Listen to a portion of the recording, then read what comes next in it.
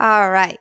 Hi. So I am Belinda Goodrich. I will be your instructor for the next 4 hours. Also will be your point of contact between now and when you pass your exam, which we hope is sooner rather than later. And I always like to put my video on just at least for the first couple minutes so that way you know who's actually talking to you, because it always gets a little weird, when you just hear the voice and, then your imagination goes wild and whatever. So this is me. I'm very, very happy to host you today. This is a fun session. I think it's a fun session because it's the way I look at it, it's almost like sealing something, right? You're putting that layer of gloss on the top and kind of filling in any cracks that you may have. So we know that the PMP and the CAPM exams are beastly, and there's so much information out there. Not a lot of great information out there, unfortunately, but there's a lot of information out there, and we want to make sure that you have the right information. But more specifically from this session, we want to make sure that you know where your gaps are. Okay, so that's the way I want you to be visualizing or viewing these 4 hours as we go through the material, is be thinking about, as I touch on things, because obviously I'm not going into a ton of detail because we only have 4 hours. So I want you to be going, oh boy, she mentioned analogous estimating. I don't know what that is. So be making notes. So make sure you have pen and paper nearby, or you have a notepad that you're typing on or whatever. So that way, anytime a concept comes up that is either new to you, or maybe I'm describing it differently than what you maybe understood it, be making those notes. Okay, so that's the intention of an exam cram session. We want to figure out where your gaps are to make sure that you're ready to go. Now, hopefully, ideally, most of the stuff is going to be like, yep, knew that one. And it's just going to confirm that you're ready to go. All right, so a little bit about me.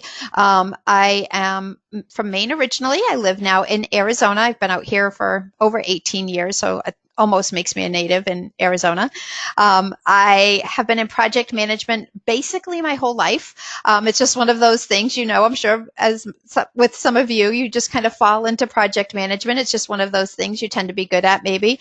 And that's what happened with me. I just like getting things done. I like change. I like things that are new. I like messy things that I can fix. So project management is perfect for me. So I've had the incredible blessing of having over a 30-year career where I've touched a lot of different industries, IT, healthcare, engineering. I do a lot of work with Department of Defense, local government, big government, international projects. Did I mention finance? I think I said finance. So I've been able to touch a lot of different areas. And so hopefully that's one of the things that I can bring to you guys today, is making these concepts, these PMP and CAPM concepts, practical to your environment, trying to give you real world examples as much as I can. So that will be my goal.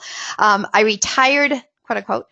I'm very tired for someone who's retired. I retired, boy, it's been 10 years now from corporate to start this company. It was originally Passionate Project Management. It's now PM Learning Solutions. Don't put passionate in the company name. Spam filters don't like it. Lesson learned. So we're PM Learning Solutions, and we focus on obviously exam preparation, but also project management, consulting, change management, agility, and all of that cool stuff, helping businesses grow and reach their goals. I do hold 6 of the PMI credentials. I'm also a certified Scrum Master, and the websites are there, and you guys already know all that. And we'll make sure you have my email and Brandy's email. Brandy's already been talking to you, I know. That way you can stay in contact with me. On a side note, 3 adult children and 6 grandchildren. So Christmas is always fun. Holidays are always fun when you got little ones going on. All right, so that's enough about me. I'm going to take my camera off now that you know, because it distracts me and potentially distracts you, because I talk with my hands. All right.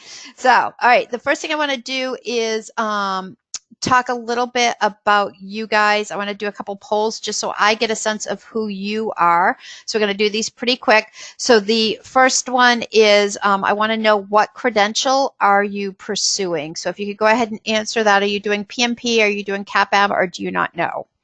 And that just helps me tailor the materials in the conversation as we go through.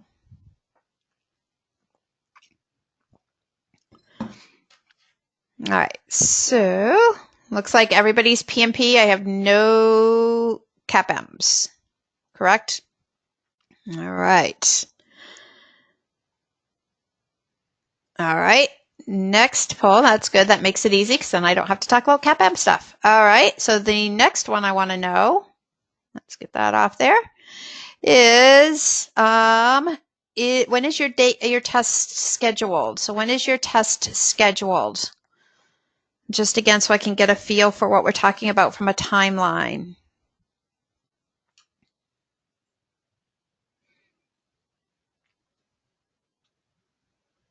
All right, so I've got a couple people within a week, a couple people within a month, third of you within the next 3 months, and a third haven't scheduled yet. So awesome all the way around. There's no issues with any of those answers. Those are all good answers. So basically what we would want to say to you guys on that, this is definitely your good checkpoint. So those of you that are testing within a week, your big call to action after this session is going to be to make sure that you take that the mock exam within PM University. You want to be scoring 75% or higher, to indicate that you are ready to take the exam. Okay, that's going to be your big benchmark. So that's really going to help you know that you're ready to go. So that's awesome. If you've got a month or so, good. You can be fine tuning again. Take your notes from the session to know, okay, where do I need to go back and revisit? If you haven't scheduled yet, this is a good benchmark.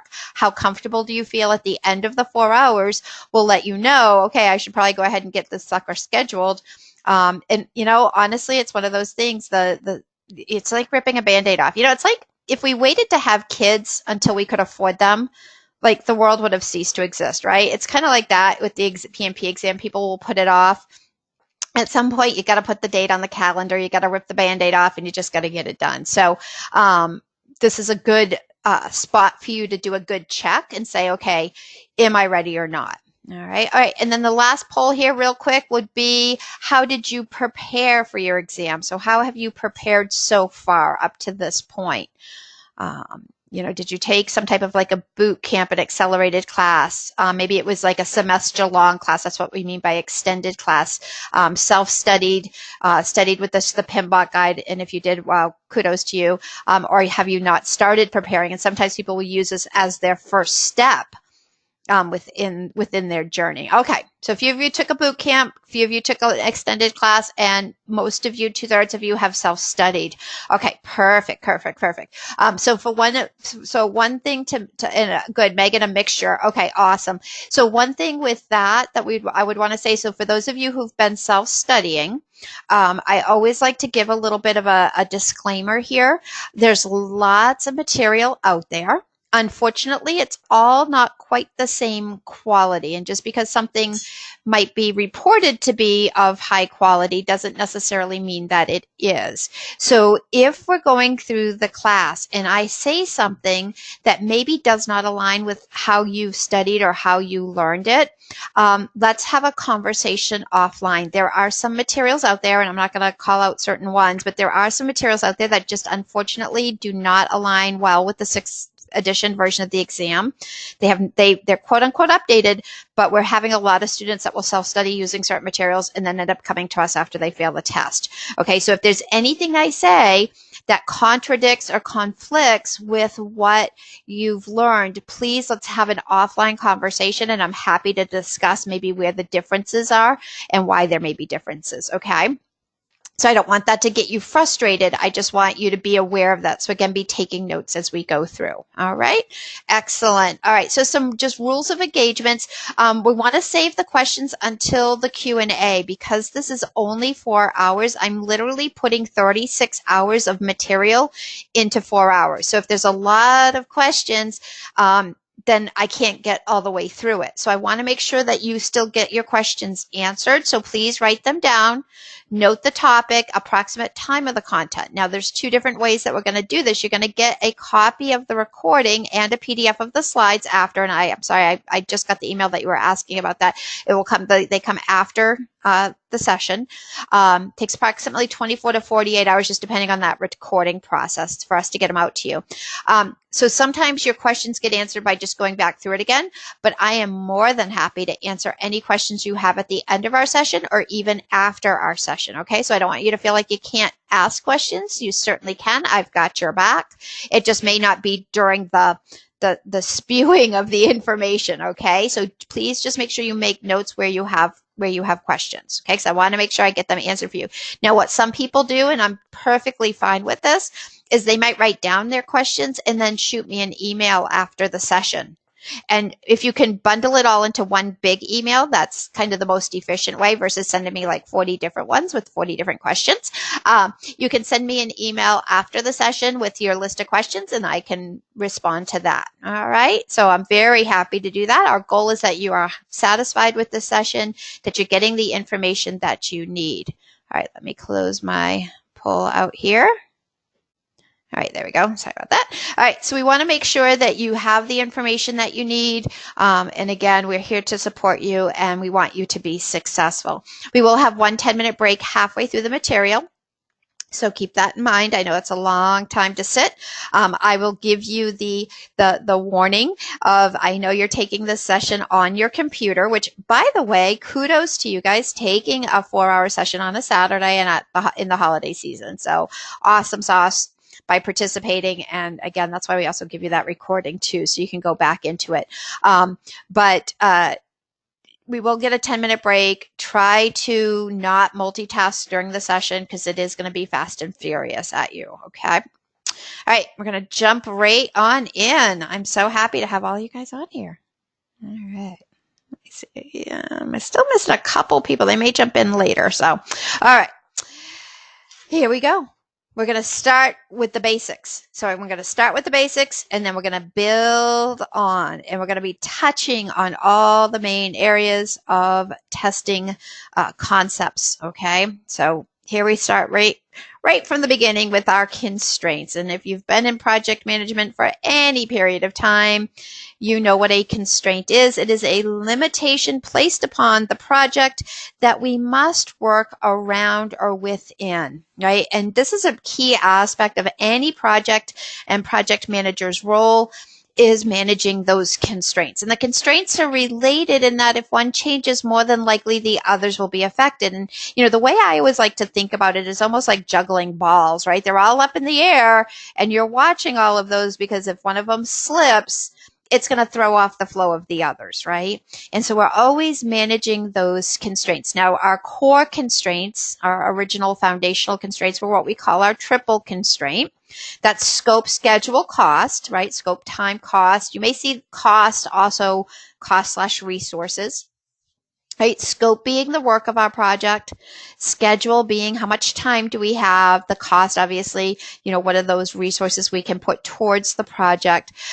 They expanded the triple constraint when, well, you know, scope, time, cost, definitely the core, but then there's also quality that we have to factor in. And when we talk about quality from a PMI perspective, it's quality of both the product, so what it is we're producing, but quality of the project as well. Did we deliver on time, on budget, with the requested scope, and did we deliver value? Did the project actually deliver value? Right? I could have a project that's on time, on budget with the scope that I thought my customer wanted, but if it doesn't meet their expectations or their needs, that's considered low quality. Right? So that's why we have to factor that quality piece in as well.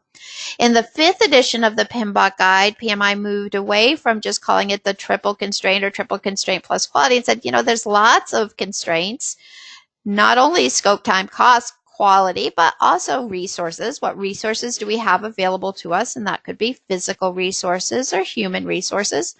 And how much risk are we willing to withstand, right? Risk being uncertainty. And we're going to spend a little bit of extra time on risk in this session because that's a very hot topic on the exam, right? And like I say, these constraints are related in that if one changes, more than likely the others will be impacted. Not always, but more than likely. You know, if I'm building a 2-bedroom house for $200,000 in 2 months and you come back to me and Megan says, oh, instead of a 2-bedroom house, I need a 6-bedroom house, right? Well, I'm going to have to tell Megan, you know, it's probably going to take me longer to build your house and it's probably going to cost more, right?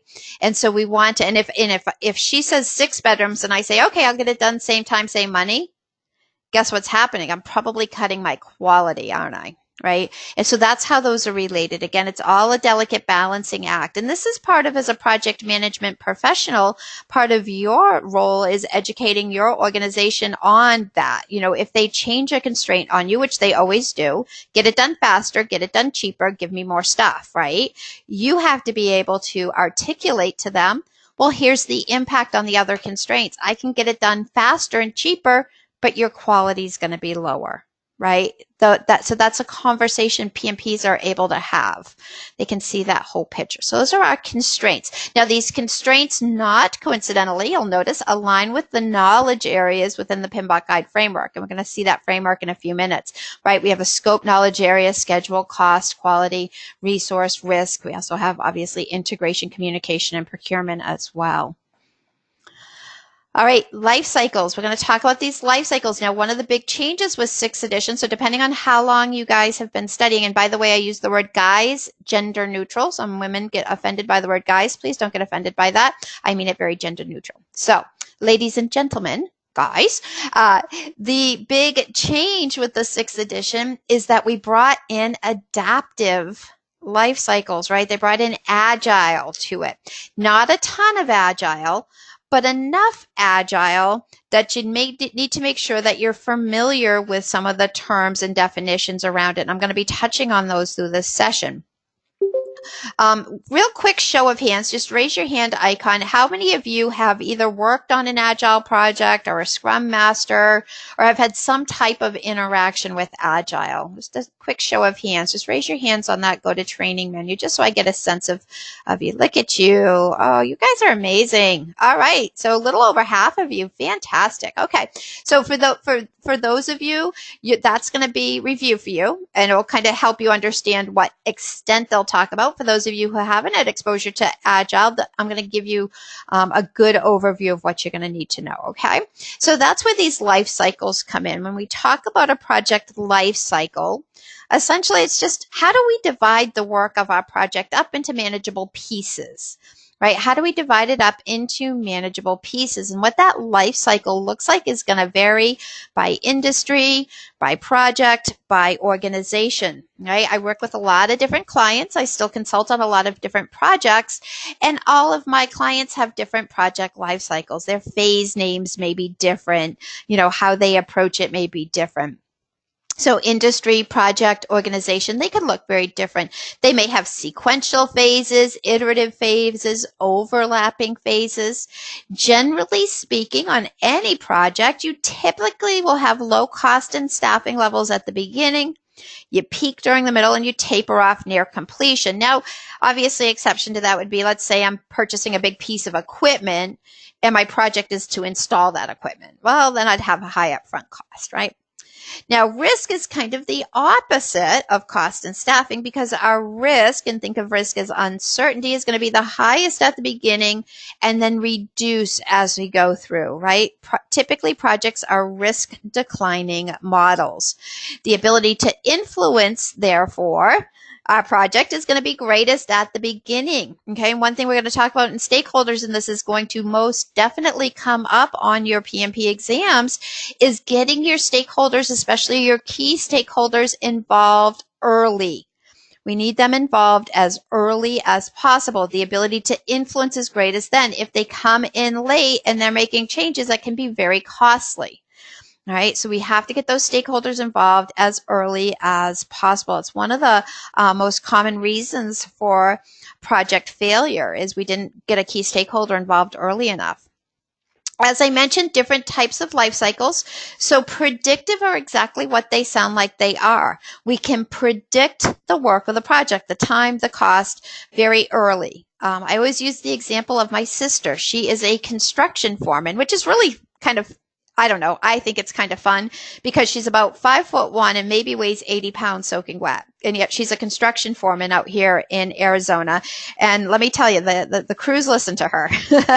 But her projects are predictive because she builds tract houses. So she knows exactly what crews she's going to need. She knows her dependencies. She knows how long things take. She knows when she needs permits.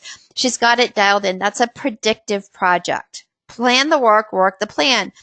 Back in the day, even back when I started, back in the day, right? We did mainly predictive projects because we didn't have the volatility within our environment, the pace of change, the technical disruption that we have nowadays. Right? Iterative or incremental life cycles are those where the phases or iterations intentionally repeat as we learn more. We're adding detail as we go. So that kind of falls into that progressive elaboration. And that's a phrase you may remember, progressive elaboration from your studies. If you don't remember that phrase, that's one to write down. Progressive elaboration means basically we don't know what we don't know, and we have to add the detail as we go. Okay, we don't know what we don't know, so we add detail. So I can't predict right up front, so there is some level of uncertainty there. And then, of course, the newest one to be added into 6th edition of the PMBOK guide are those adaptive life cycles. And this is your agile techniques, Scrum, XP, Lean, using Kanban techniques. And this is where we have a lot of change and we have increased stakeholder involvement. And again, most of you said you've had some exposure to Agile, and that's going to certainly benefit you on this exam, right? Again, nothing too tricksy. You're not expected to be a Scrum Master by any means, but there will be a few key points. And again, I will be pointing those out as we go. Okay?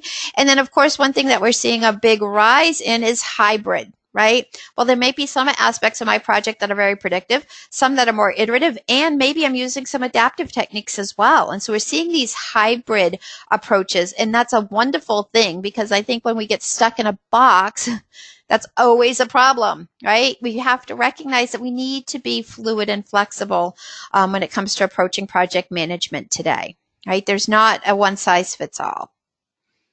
All right, so this is your life cycles. Let's talk about PMOs, Project Management Office.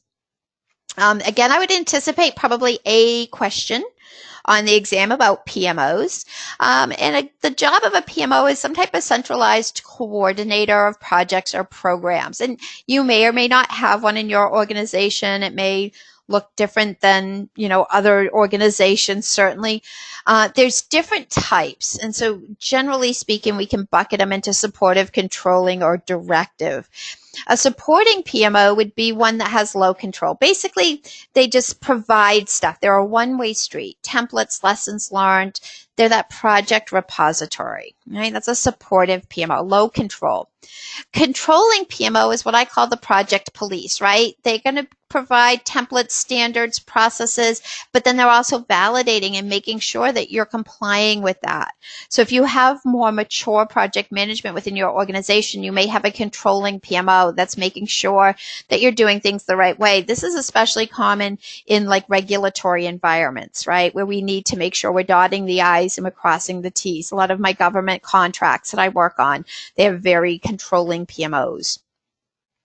And then a directive PMO, this is a little bit of a newer concept that we're seeing in a directive PMO. They actually own the projects. The project managers report into them versus the PMO being the separate organization, the separate entity that's out there. Those are the different types of PMOs. And again, they provide information repository of the project data. They may do some type of reporting. They do project management, education, and mentoring. All right, 5th edition of the PMBOK guide. PMI added a new knowledge area called the stakeholder knowledge area. Now, it's kind of funny because I am such a project management geek, and I'm very proud of that, by the way, that I actually own, I'm actually looking at on my bookshelf right now, I actually own all of the PMBOK guides. Yep. I actually have a couple copies of some of them. I know it's sad, it's sick. But what's funny to me is the very first PMBOK guide that was published was not the big fat book that we see today. I'm actually going to put my camera on because I like to show the evolution of this. And depending on how long you've been in project management, you may be familiar with this. Let me turn my thing around. So this is the original. You can see how little it is, especially compared to what you guys are studying now for 6th edition. So not a lot of it's changed. Honestly, it's still boring. But I actually have all of them, so I'm always proud of my PMBOK guide collection. But this is what it used to look like, and it's evolved over the years, obviously, as times have changed and approaches have changed. So I bring that up because in fifth edition, they went all crazy and they added a new knowledge area, and it was the stakeholder management knowledge area. And that's important to you guys. Again, it's fifth and sixth edition, but that's important to you guys because there will be lots of questions on stakeholders and stakeholder management on this exam. And you want to make sure that you're understanding stakeholder management from a PMI perspective. All right, you want to make sure you're aligning with that PMI thing. And the very first reality check I like to give everybody on this is that the term stakeholder is incredibly generic. Okay, basically anybody involved in or affected by your project is a stakeholder. Okay, so it's a very generic term. Don't think of stakeholders as just being those other people. Stakeholders is anybody, any groups affected by the project. All right. They may be supporters or resistors. Now, again, a little reality check. You will always have resistors. You will always, always, always, always have resistors, okay? Projects are change, right? In project management, what are we doing? We're managing change. People do not like change, right? So you're always going to have resistors. Now, you may be familiar with the old saying, keep your friends close, keep your enemies closer, right? That is especially true in project management. And you probably know this if you've been in project management for a while, right? You have to manage them closely. Get close to them. The people who can cause problems on your projects are the ones that you need to get the closest to. Okay? Stakeholders are considered key stakeholders if they have decision-making authority or they can make changes. Now, it's important for you to know that because you're going to want to differentiate between your key stakeholders and your non-key stakeholders. So who can make change and who can't. In project management, not all stakeholders are created equal. And certainly if I have a key stakeholder who is a resistor, they are going to be a higher priority for me, right? Because they can make change and they don't like my project. All right. So as a team, you must identify them. It's your job to identify them. It's not their job to raise their hand. Okay, I use the charter for that. Helps me shop my project. Identify them, understand their requirements, their expectations, manage their influence as it relates to those requirements, and then obviously differentiate, do I have internal versus external? So we're going to touch on a couple here from an exam perspective. First one is going to be the sponsor. All right, so there's a couple things with the sponsor that could come up on the exam. This is the person that's involved, that authorizes the project, that grants the funding, that's done the business case for the project. They may be external or internal to your organization. So, for example, you might work in the project management group and your sponsor's the CIO. Okay, that's what we mean by that. They promote the project from inception through to completion. They lead the initiating processes depending on where you come into play. They're your escalation path. They may be involved in phase reviews, go, no-go decisions, type of phase gates, all of those. They make sure that there is a smooth transition after closure. Now, here's the exam, a couple of exam hints for you on this one.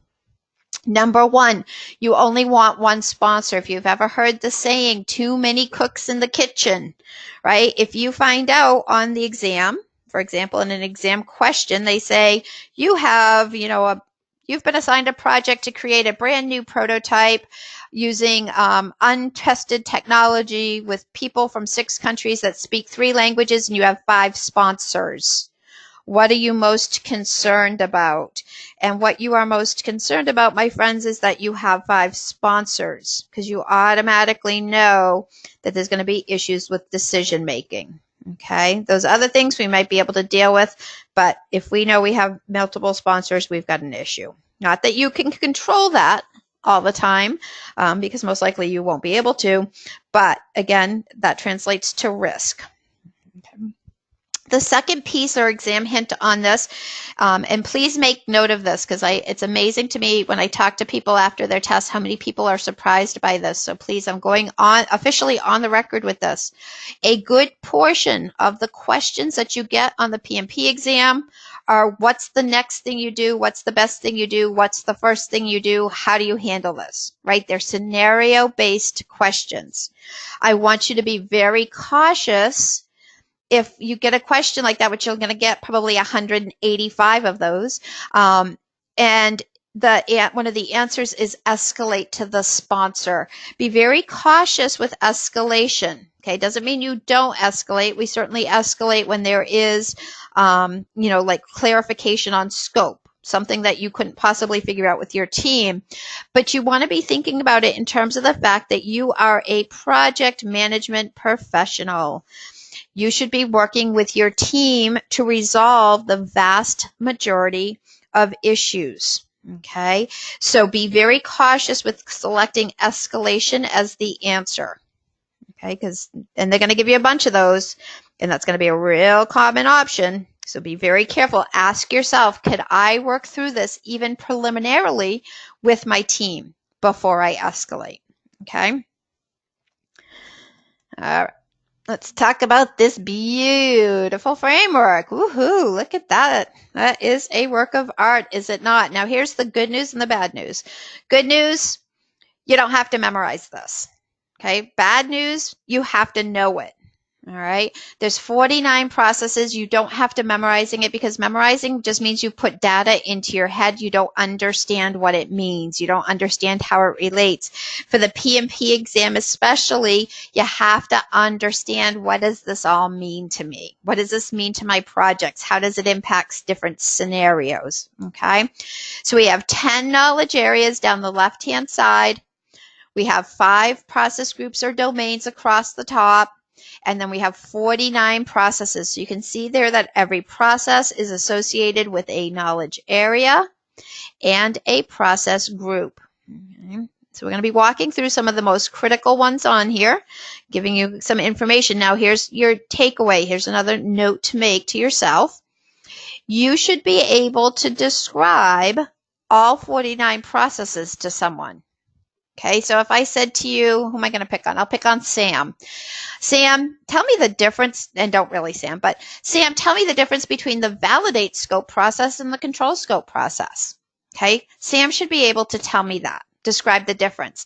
Maybe I say, Megan, what's the difference between a qualitative risk analysis and a quantitative risk analysis? Okay, those are the types of things PMI loves to ask. So when we're looking at the processes, it's not about memorizing them and memorizing ITOs. It's about understanding what they are. Okay, what is the objective of the process? Why would I do it? When would I do it?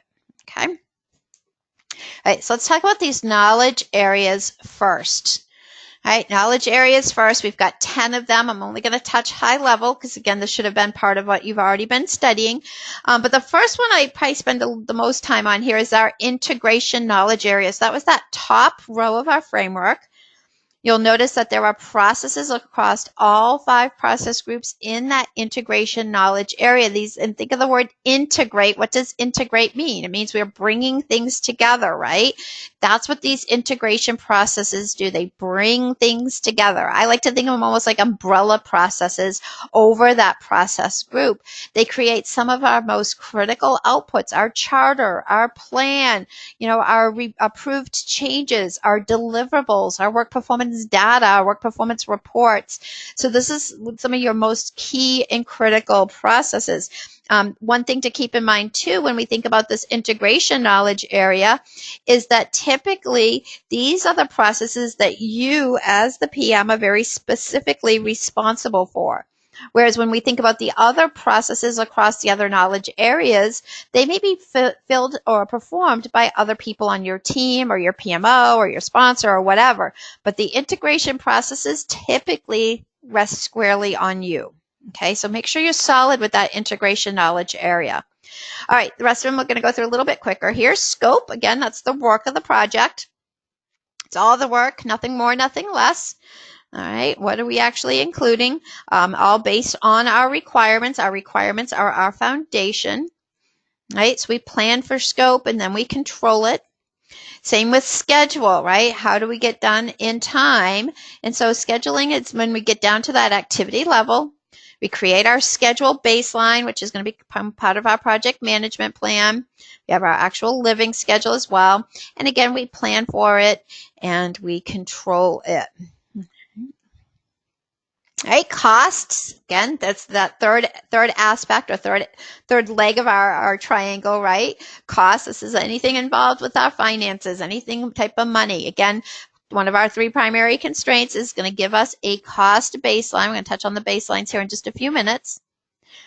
All right, anything to do with budgeting. Now, one thing I would mention to you, depending on the environment you work in, I know on a lot of the projects I worked on, especially earlier in my career, there wasn't necessarily funding that was allocated. We didn't necessarily track costs, right? I did a lot of internal projects. Just because you don't formally track costs doesn't mean as project manager you don't think about costs, right? Every hour a resource is applying towards project work costs the company money, okay? So we're still thinking about cost even if we're not doing it formally. All right, quality knowledge area, 3 processes, right? We're going to plan for quality, we're going to control it, and we're going to improve it. Right, an improvement is going to come through managed quality process. And again, we're looking at quality of both the product as well as quality of the project. The quality knowledge area, very consistent feedback from all of our students, quite a few questions on quality on the test, some definitions certainly, some of the quality tools. You'll want to be clear on those. We're going to be going through some of those during this session. So make sure you're good. Now, if you have a Six Sigma background, that's plenty for this exam. Okay, so again, as long as you're understanding it from the PMI perspective, you're good to go. So I call it quality light for my black belts. Okay, so if you've got your black belt, think of this as quality light. All right, resource knowledge area is both the human and physical resources. So managing our team is part of this. Managing and controlling our team, working with them, acquiring our team members is a big part of this. Lots of questions on managing your team, especially because in most environments as project manager, you do not have direct authority over those team members. Right? And so you have to manage without authority, which takes your soft skills to do that. We're going to touch on that a little bit later in the class. All right, communication knowledge area is exactly what it sounds like. It is very straightforward processes, but very important. PMI will say it's 90% of a project manager's job is communication. And again, anticipate questions on communication on the exam. Nothing crazy. Just knowing that it all comes down to successful communication, right? Because again, we're managing change. All right, risk knowledge area, that's the one I mentioned. Consistent feedback from our students. Lots of questions on risk on the project, on the exam. 2 kind of things with that. Number one is that when PMI talks about risk, remember risk is uncertainty. They refer to it in terms of both positive risk and negative risk. All right. Wherein, as in practice, typically when we think about risk, if I say, hey, how are you managing risk on your project? You're probably going to tell me about, your contingency plans that you have, or your buffers that you've built in, or your responses to threats, to negative risks. PMI is also going to test you on positive risks, which we call opportunities. Okay, so it's both threats and opportunities. So that is going to take your mind and need to do a little rewiring on your mind potentially with that. So that's the first thing I would let you know. The second thing is vocab in risk. Know your techniques, know your risk responses, make sure you're solid. If we're talking about risk avoidance versus mitigation, know those risk responses. We're going to be touching on those later in class. Right, procurement knowledge area. If I am purchasing anything from a vendor, right, purchasing or acquiring goods or services external to the organization, that's where the procurement processes would come in. The big one on this one is going to be your contract types. Make sure you're solid on contract types. Make sure you're solid on contract types as how PMI defines them. And again, we're going to be touching on those during this class. And then the last knowledge area, as I mentioned before, is that stakeholder knowledge area, those people or organization involved in the project. There's going to be a lot about, oh, your stakeholder wants you to do X, Y, Z. What's the first thing you do, right? And it's about managing expectations and managing engagement. Now, here's another little hint for you, and this actually applies not only to the exam, but to real life as well. It all comes down to managing expectations. If you came on this class and you thought that I was going to be giving you, oh gosh, I don't know, let's say a 600-page book, which is what our courseware is, a 600-page book and one-on-one counseling and blah, blah, blah, blah, blah, blah, blah, right? I didn't manage your expectations well. You guys all knew, well, I'm going to come on this class. It's 4 hours. It's going to be recorded. I'm going to get the PowerPoints. I didn't manage your expectations well with the fact that you get them after the session, but you get them after the session. All right. It's all about managing expectations. Right. So you're going to see that come through on the exam, right? You're never going to be able to make everybody happy on your projects. So it's up to you to manage expectations. The better we're able to manage expectations, the higher the likelihood is of project success. All right. You know what you're going to get when you go to McDonald's, right? You don't go there and they hand you some lukewarm food and you go, oh, that's not what I expected. I thought I was going to get a really nice filet mignon. No, they've done a very good job at managing expectations. And so as a project manager, that's a huge responsibility for you. Okay. If you're going to be giving them a tricycle, make sure they don't think they're getting a Maserati.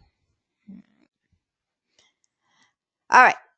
Process groups and exam questions. So we're going to talk about these process groups now. So remember, the process groups are across the top of our framework. All right.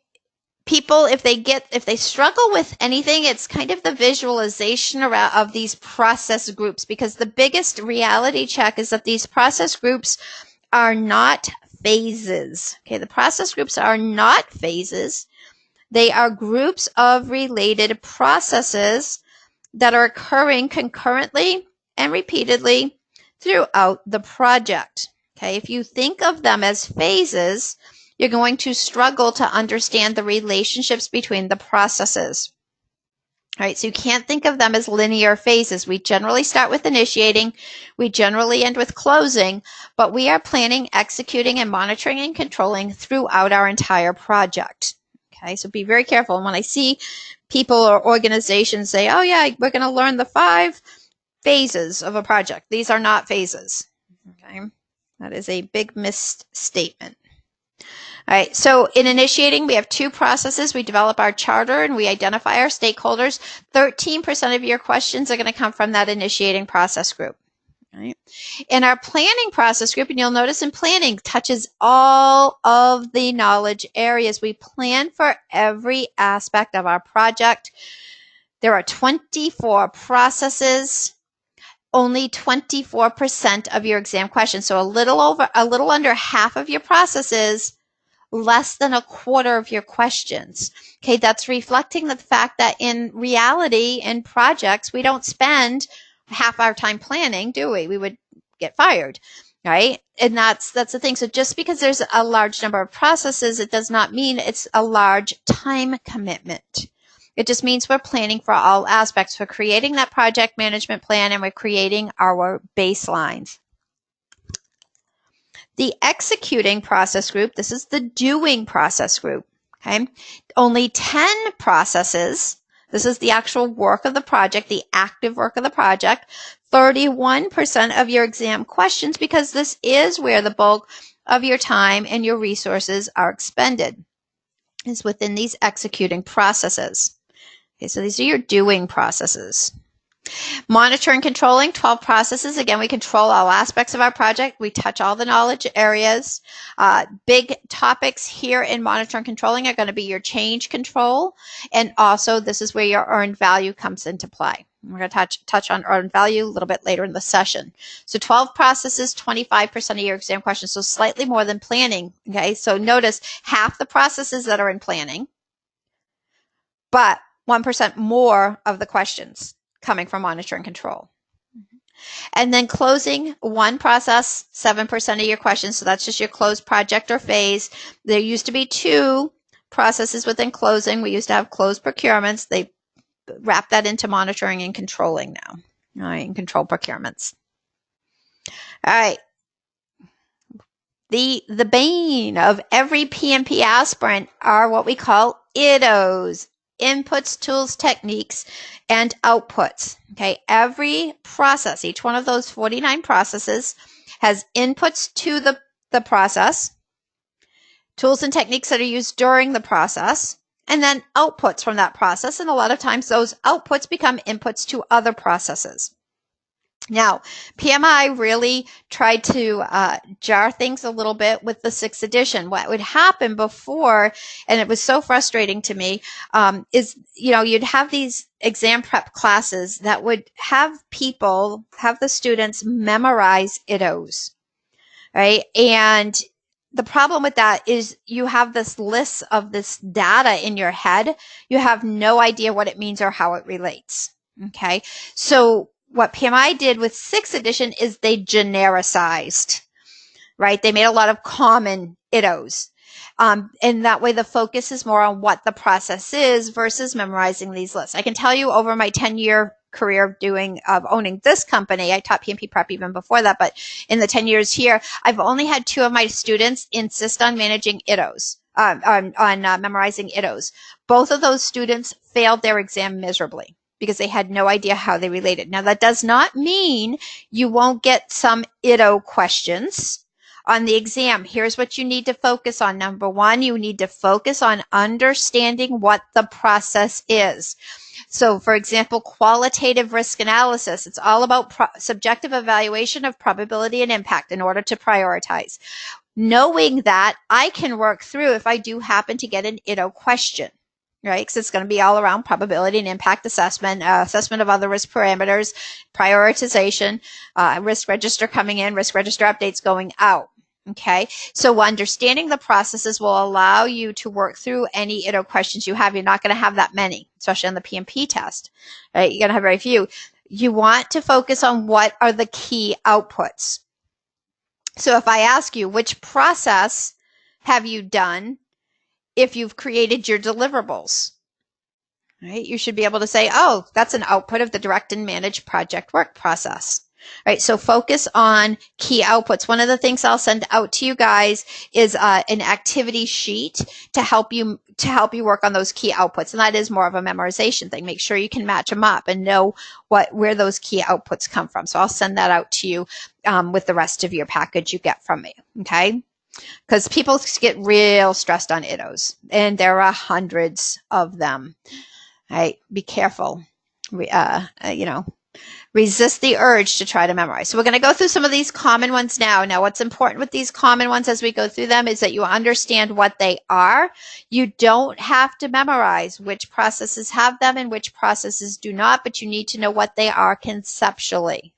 You don't even need to know why the ones that do and why the ones that don't. You just have to understand what these things are. Okay, so these are very common inputs. So the first one is going to be that project charter. That is that upfront authorization signed by the project sponsor, gives the project manager authority to apply organizational resources to the project objectives. Okay, so the charter is the upfront authorization. It makes sense. It's a common input because that's our baseline, right? That's our upfront authorization, high-level description of what we're doing.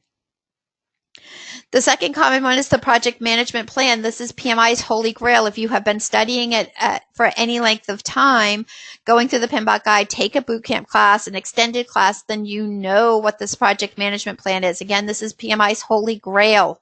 It's the instruction book. It's the how-to guide of our project. It includes all of our subsidiary plans, right? Cost management plan, schedule management plan, risk management plan, communication management plan, stakeholder engagement plan, right? Contains all those subsidiary plans. Also includes our 3 baselines, right? What are our 3 baselines? We have a scope baseline, schedule baseline, and a cost baseline. Think of a baseline as a measuring stick. Baseline is a measuring stick. Frozen version of what we intend to accomplish. That's how we compare and measure our progress as we go through our project. Okay, so that project management plan is our how-to guide. It's how we're doing the work of the project. Makes sense. It's a common input.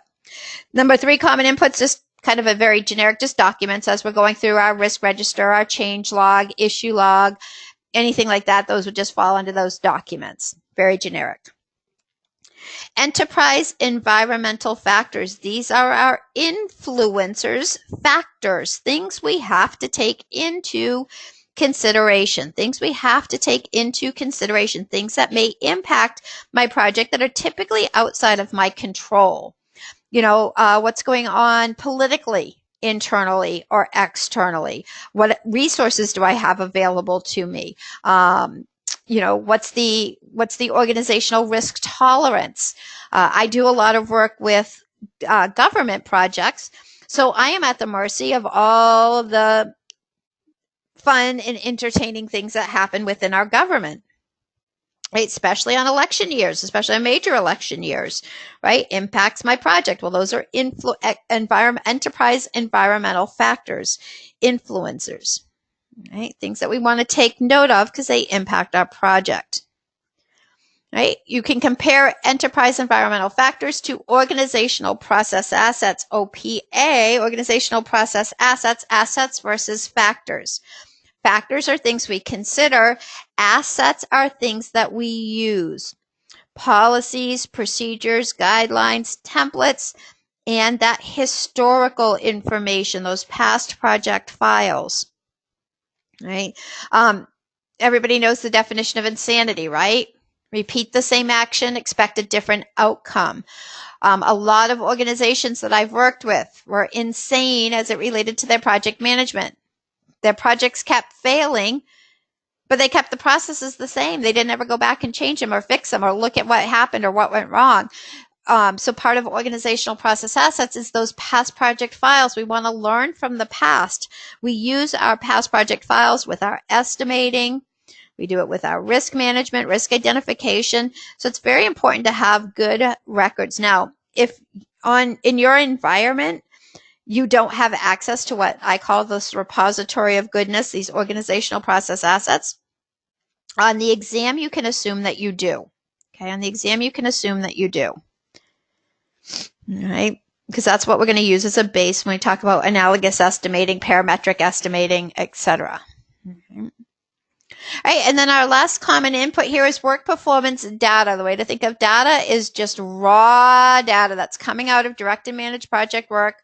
It's all the data that's being spewed out. We want to know what all that data is because we're going to analyze it in monitoring and controlling processes in order to get information, meaning something I can actually use. Again, helps me to predict the project's performance, which I then use to manage my stakeholders' expectations. And we already talked about that a little bit this morning. Well, today. I shouldn't say this morning. I guess other than my West Coast people, it is afternoon. All right. So is this some of your common inputs? Again, as I went through those, what I want you thinking is, do I understand that? Did I know that? Is there anything that maybe I need to revisit on that? Okay. Common tools and techniques. Now, the first 3 are pretty basic. The last 5 are actually great big buckets. Okay, and again, this is where I mentioned PMI went away from having very specific tools and techniques to having more bucketed techniques.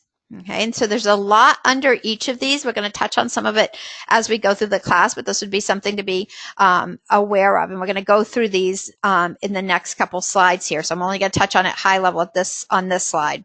All right, so expert judgment, right? That's just getting knowledge from other people. You need to understand that you don't know everything. PMI wants to make sure that you understand that. Back in the day, project managers used to be the technical experts. Nowadays, it doesn't work like that. Right? You may be the technical expert, you may not, right? We have to leverage other people. It's not about being in a silo, okay? It's understanding that other people add knowledge and value to our project. We need to know how to capture that knowledge, right? Meetings, obviously, fundamental communication tool for projects. If you've ever read the book Death by Meeting by Pat Lencioni, I highly recommend it, because many of us as project managers have either suffered death by meeting or have probably killed other people with our meetings. So good book to read. All right, and then PMIS, Project Management Information System, by the way, on the exam, they may use just the acronym for that. PMIS is any tools, systems that we use to manage our project information. So if you use Microsoft Project, PlanView, Primavera, SharePoint, network directories, any type of web-based tools, those all fall under the PMIS. All right, now these next ones, like I say, I'm going to go drill down into some of these. Decision-making, not so much decision-making is just how do we make the decisions on the project? You know, is it unanimity where we all have to agree? Is it plurality where it's the largest subset? Is it majority, more than half? Is it a dictatorship, right, where it's just one person making the decision? So that's just different decision-making techniques like fist to five. If you're familiar with Agile, you might be familiar with a fist to five voting type process, right? Data gathering, we're going to be talking about data analysis and data representation. So we gather the data. There's a number of techniques. We analyze it, number of techniques. We represent it out, number of techniques. And then look at that, number 8. So proud of PMI. This was a big evolution.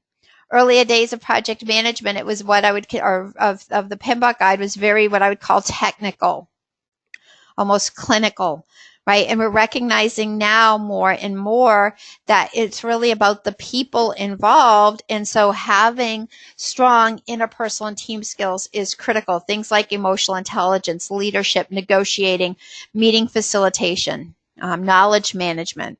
So PMI is putting more and more of an effort on the, more and more of an emphasis on these soft skills. All right, so let's drill down into a few of these. Now, again, through this section, I'm not going to go into tons of detail. What I want you to be doing is noting any that you're not familiar with. Okay, so over these next few slides, I'm just drilling down in those buckets I just mentioned. Note down any that you're not familiar with. Okay, benchmarking, comparing to an industry standard or best practice, brainstorming, throwing out ideas, check sheets where we can kind of walk through and make sure that we've got included everything that we needed to, also called like a tally sheet, how many times a certain error is coming up, for example. Checklists, if we have a set of steps that are performed repeatedly, we might have checklists, helps ensure consistency. Focus groups, right? In a focus group, we have a facilitator, helps us understand the perspectives of the participants. They can give feedback. Focus groups are useful so that we don't have to necessarily interview every single person in a group or an organization. We can just get representative population, representative feedback. That's a focus group. Interviews, interactive, one-on-one or with a group. Market research, just looking at what else is out there within the market. Again, kind of goes along with that benchmarking potentially. We might use market research to select vendors. Questionnaires or surveys, good way to capture information from a large group of people. We would just not want to use that for anything that's super critical because there's always a low response rate. And then statistical sampling, which means that we're checking a representative population versus checking everything, can help us reduce the cost of quality control. Okay, so those are just different ways that we can gather data on our project. All right, data analysis. Okay, now we got the data. What does it mean to us, right? That's where data analysis comes into play. Alternatives analysis is one that's very common throughout the PMBOK guide because, again, we don't just get handed everything we want, need, desire for our project. We have to be creative, and that's where an alternatives analysis comes in. What are different ways to accomplish our goals? Assessment of other risk parameters deals with other factors other than just probability and impact. We talk about propinquity and urgency and proximity and all kinds of cool other things. A little bit more than you would need to know for the PMP exam, but certainly something to understand is sometimes we look beyond just probability and impact. Assumption and constraint analysis. Assumptions are things that we believe to be true. And constraints are limitations on the project. Here's a best practice for you, a little tip from me to you. Get really, really good at documenting your assumptions, okay? Everything we do in life is based on a set of assumptions. Okay, that's how human beings function and operate.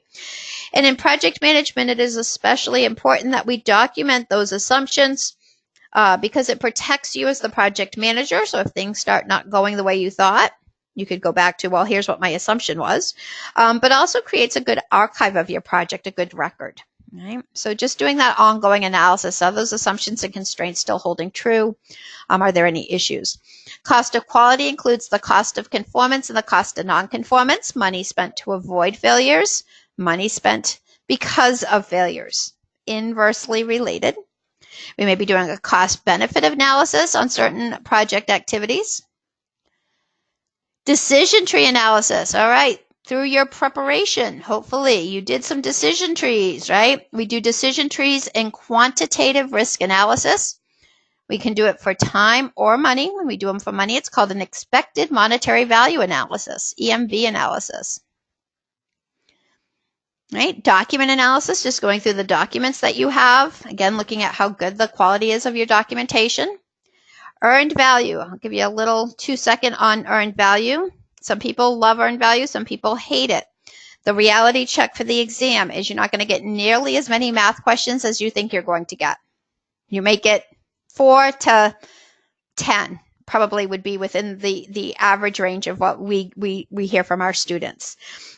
Still need to know the formulas, still need to have your dump sheet, which we're going to talk about later in this session, but just be aware that there's not nearly as many math questions as most people would like. And the reason that people typically would like math questions is because then you can get an answer, right?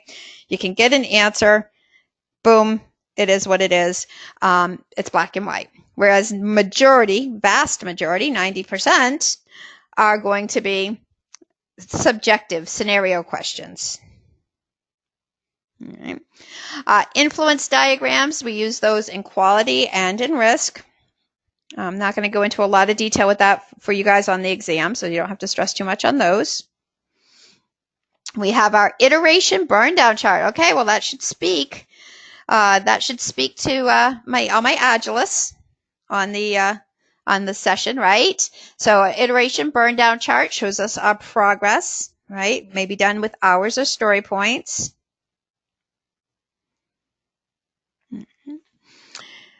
We're going to talk about that. Make or buy analysis as we evaluate. Do we purchase it in-house? Do we do it outside? Purchase it from outside. Performance reviews. Now be careful with this one. So again, make sure you make a note if you are multitasking at this moment. Not that I can see you, but just in case. If you are multitasking, performance reviews in the context of PMI. Right? If you are in context of the PMP exam, when they use the phrase performance review, most of us think about that as like an employee personnel performance review.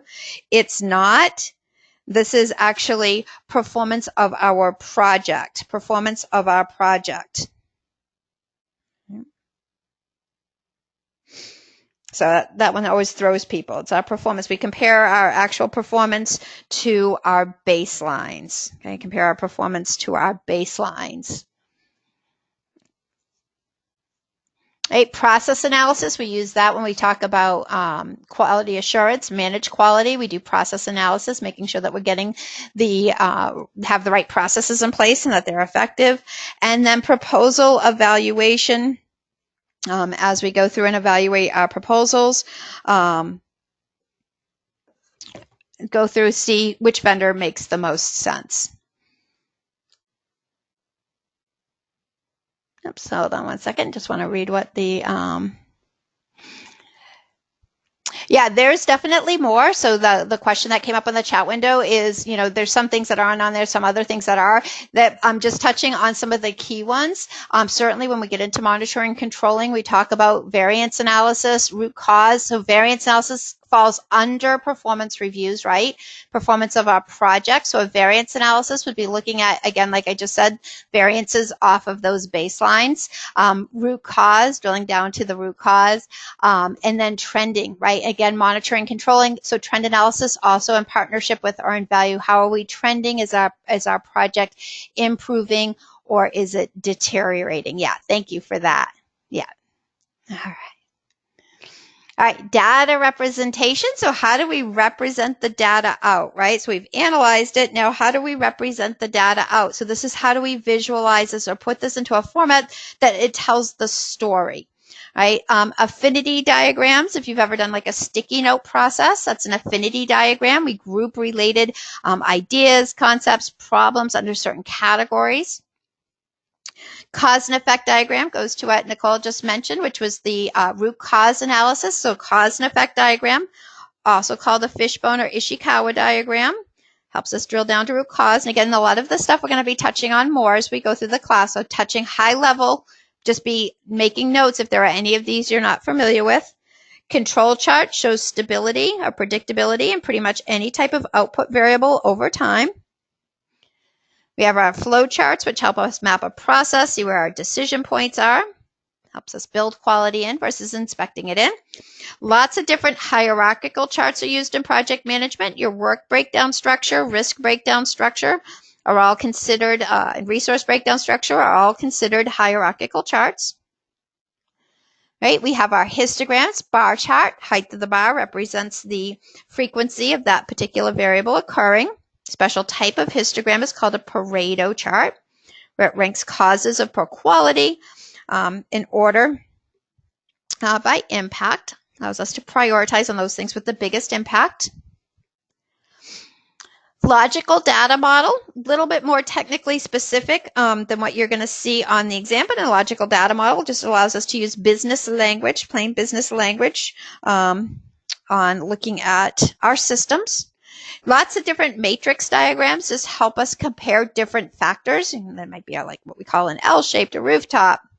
Right? Mind mapping helps us think creatively. Mind mapping might start with a core idea or a theme, and then we spring off from there and allows us a good visual to see how those ideas are related. Probability and impact matrix is going to be used in our qualitative risk analysis, right? And that probability and impact matrix, probability of the risk event occurring, impact if it does, right? And again, allows us to come up with a plan of action. We're going to see that in a little bit.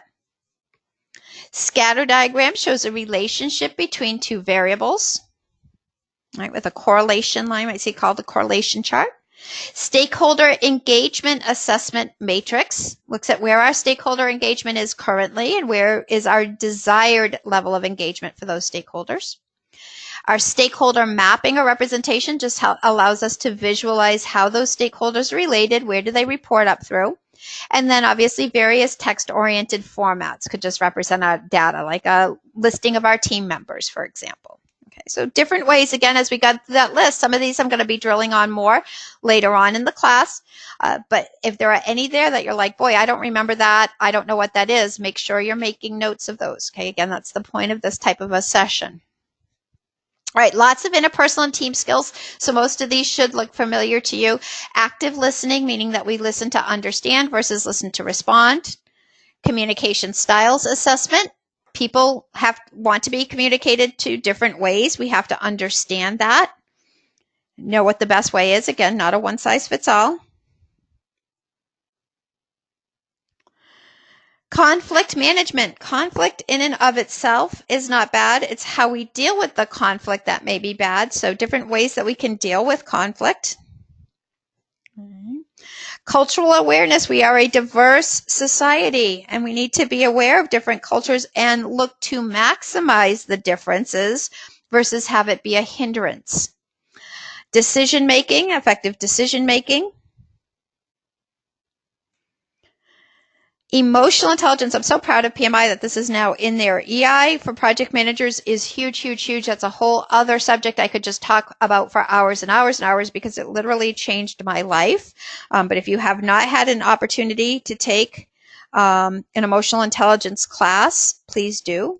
They are absolutely, it's critical in project management. There's done a lot of research on the correlation between a higher emotional intelligence and higher or better project outcomes.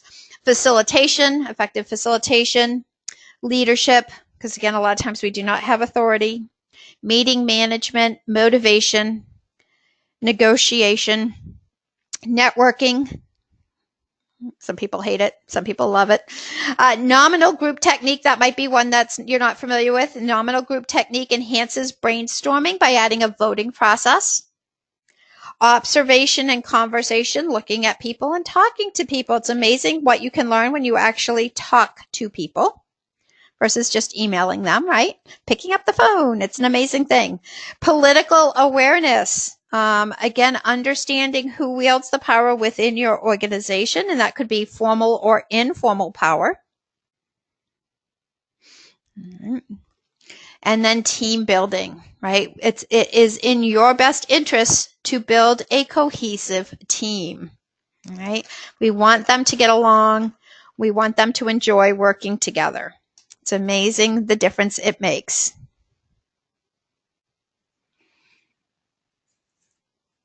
All right, common outputs. One thing you'll notice as we look through that list is that one word comes up a couple of different times there, which is the word updates, right? If you see that something is an update, that's a good clue for you, a good hint for you, that means it was an output of a process. So we're updating our documents, we're updating our plan. Obviously, we have our change requests, which we're going to talk about more in a second.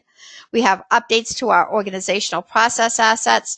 We have our work performance information, so common output, because that means we've analyzed the data. So data comes in to the monitor control processes, information goes out. Data is raw, information is analyzed. Right? And then our environmental factors updates too as our influencers change throughout the project. Okay, so let's talk about these change requests, because this is definitely a hot topic on the exam. Expect a lot of different questions on change requests, right? And change process, and how do you handle that, all right? So you want to make sure you saw it on this. There's different types of change requests. All these change requests will be an input to the Perform Integrated Change Control process, which is an integration process there in monitoring and controlling. Right? They get evaluated by what we call the CCB, the Change Control Board. Right? And the change request might be scope changes, corrective actions, preventive actions, defect repairs, or just updates, meaning like updates to our documents, anything that's formally controlled. Right, so scope changes, obviously adding to or taking away scope from our project. Scope is work, right? If there is an approved change to scope, typically we would have to re-baseline from that point forward, right? Our scope, schedule, cost baselines, we'd re-baseline from that point forward because we're adding or taking away work from our project. Okay, adding to or taking away. So that's a scope change. That's the only one where we're going to update our baselines, right? Because it's now looks different, right? Corrective actions means that we're going to take an action, we're going to make a change to try to get us back into alignment with our baseline. So corrective actions are reactive in nature. We either over budget or behind schedule and we need to fix it, right? So we take a corrective action. Preventive actions are proactive, again, typically related to cost and schedule. We're not over budget or behind schedule yet, but we are trending in a negative direction. Right? We're trending in a negative direction. And so we want to try to reverse that trend. Defect repairs means that there's something wrong with the quality. I recently bought a condo, and let me tell you, my blue tape walkthrough was pretty significant. They had a lot of defect repairs. There were a lot of things that were just really not right, right? Again, we don't get to re-baseline when we do a defect repair because we have to figure out what the impact of that was. What was the impact of that error, right? So it's a quality issue, a quality error. It doesn't meet requirements. And then updates, like I said, is just updating any type of formally controlled document. So give you that little hint there. Be careful. The biggest one that people get confused on is corrective action versus defect repair. Right? My backsplash that they installed was a nightmare. It looked like chaos theory threw up on my backsplash. So they had to replace it. Hey, that was a defect repair. Yes, they corrected it, but that's not a corrective action. Right? Now they put in new backsplash. Well, because of that, they were over budget. or actually technically they were behind schedule. And so they had to take a corrective action to try to get back on schedule. And what they did is they just overlapped. They fast tracked some of the work to try to keep it on schedule. Okay, that's a corrective action. So preventive and corrective are typically related to cost schedule. Defect is going to be a quality problem, doesn't conform to requirements. Again, we do not get to rebaseline for corrective, preventive, or defect repairs because we want to see the impact of the action that we took. Not only, the impact of the particular action, but then did it fix the situation, right? Did it fix the situation? Okay. Only rebaseline when there's a significant authorized change to scope. All right, let's talk about this develop project charter process. This is where we're going to formally authorize our project by the sponsor, verifying that it's in alignment with the strategic direction of the organization. If it's a project that's external, we're doing for an external customer, there'd be some type of an agreement in place, right? Some type of a contract that we'd have to have. The charter may be created before the project manager is assigned. So it might be by the sponsor, governing body chairperson, PMO leadership, whoever is authorized, right? They say, okay, here's what we're trying to do. So here's the statement of work. Here's a business case, the justification. Okay, it's authorized. Right? Charter is one of the few documents that we're going to talk about that is not continuously updated. We don't progressively elaborate the charter. It's just the upfront authorization. It is what it is, what it is. Okay, the charter is the charter is the charter. Again, I use my charter to shop my project. That's how I identify my stakeholders. Right, so things that you would have in your charter, or they would have, because again, you may or may not be involved in developing it, depending on where you get assigned. Project purpose and justification. So again, we always have to have a why. There has to be a justification that comes from that sponsor, from that business case. Measurable objectives and success criteria. Make sure they're measurable. High level requirements, description, and risk. High level at this point. We haven't done the full in-depth detailed analysis. Summary, milestone, schedule, and budget. Again, haven't drilled all the way down yet. This is the high level. Key stakeholders that will be involved. Again, remember, key means they have authority. The approval requirements, what constitutes success, who signs off, who decides if it's a success. The project manager assignment, if known, responsibility, authority level. And then the sponsor name and authority level. And obviously the higher ranking the sponsor is, typically the more clout they have, the better it may be for you. All right. The other key output out of developed project charter process is the assumption log. I mentioned that earlier in the session is we want to document assumptions. Get good at that. You always want to have your assumptions documented, and we're going to analyze those assumptions as we move through. Again, assumptions, things we believe to be true. All right, let's talk about that project management plan. All right, process. And again, I told you this is the Holy Grail. This is the instruction book. It includes how we're managing each aspect of our project. How we're managing each aspect may be defined within those subsidiary plans. We have our 3 baselines: scope baseline, schedule baseline, cost baseline. Depth and complexity is going to vary. PMI doesn't tell you what it has to look like. They just say you got to have one. Okay, they consider it mandatory. It depends on how complex my environment is, on how detailed my project management plan. It may be just a couple of bullet points, or it may be something more robust. Once it's baselined, once we say, yep, this is how we're doing things, any changes would have to go through formal change control. And so again, what that looks like is different, but always think of the project management plan as your how-to guide. It is the how-to guide of your project. It's how we're doing stuff. The instruction book documents what the change control process is, the phases are, helps reduce risk to the organization. Should the project manager or any type of key team member leave, theoretically, somebody could step in and pick up that project relatively easy, right? Because they've got that, information there. Okay. So things that you would have in your project management plan, your baselines and your subsidiary plans. Just a hint for the exam, anything that ends in the word plan is a subsidiary plan. Schedule management plan, scope management plan, requirements management plan, communication plan, blah, blah, blah. Right. So ends in the word plan, part of the project management plan.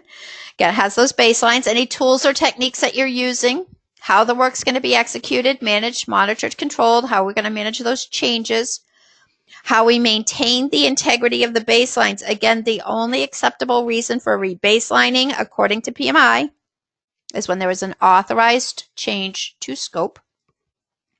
What is that life cycle, meaning our phases? And then what's the timeline for reviews? How often does somebody go in and review our plan to make sure that it still aligns? Okay.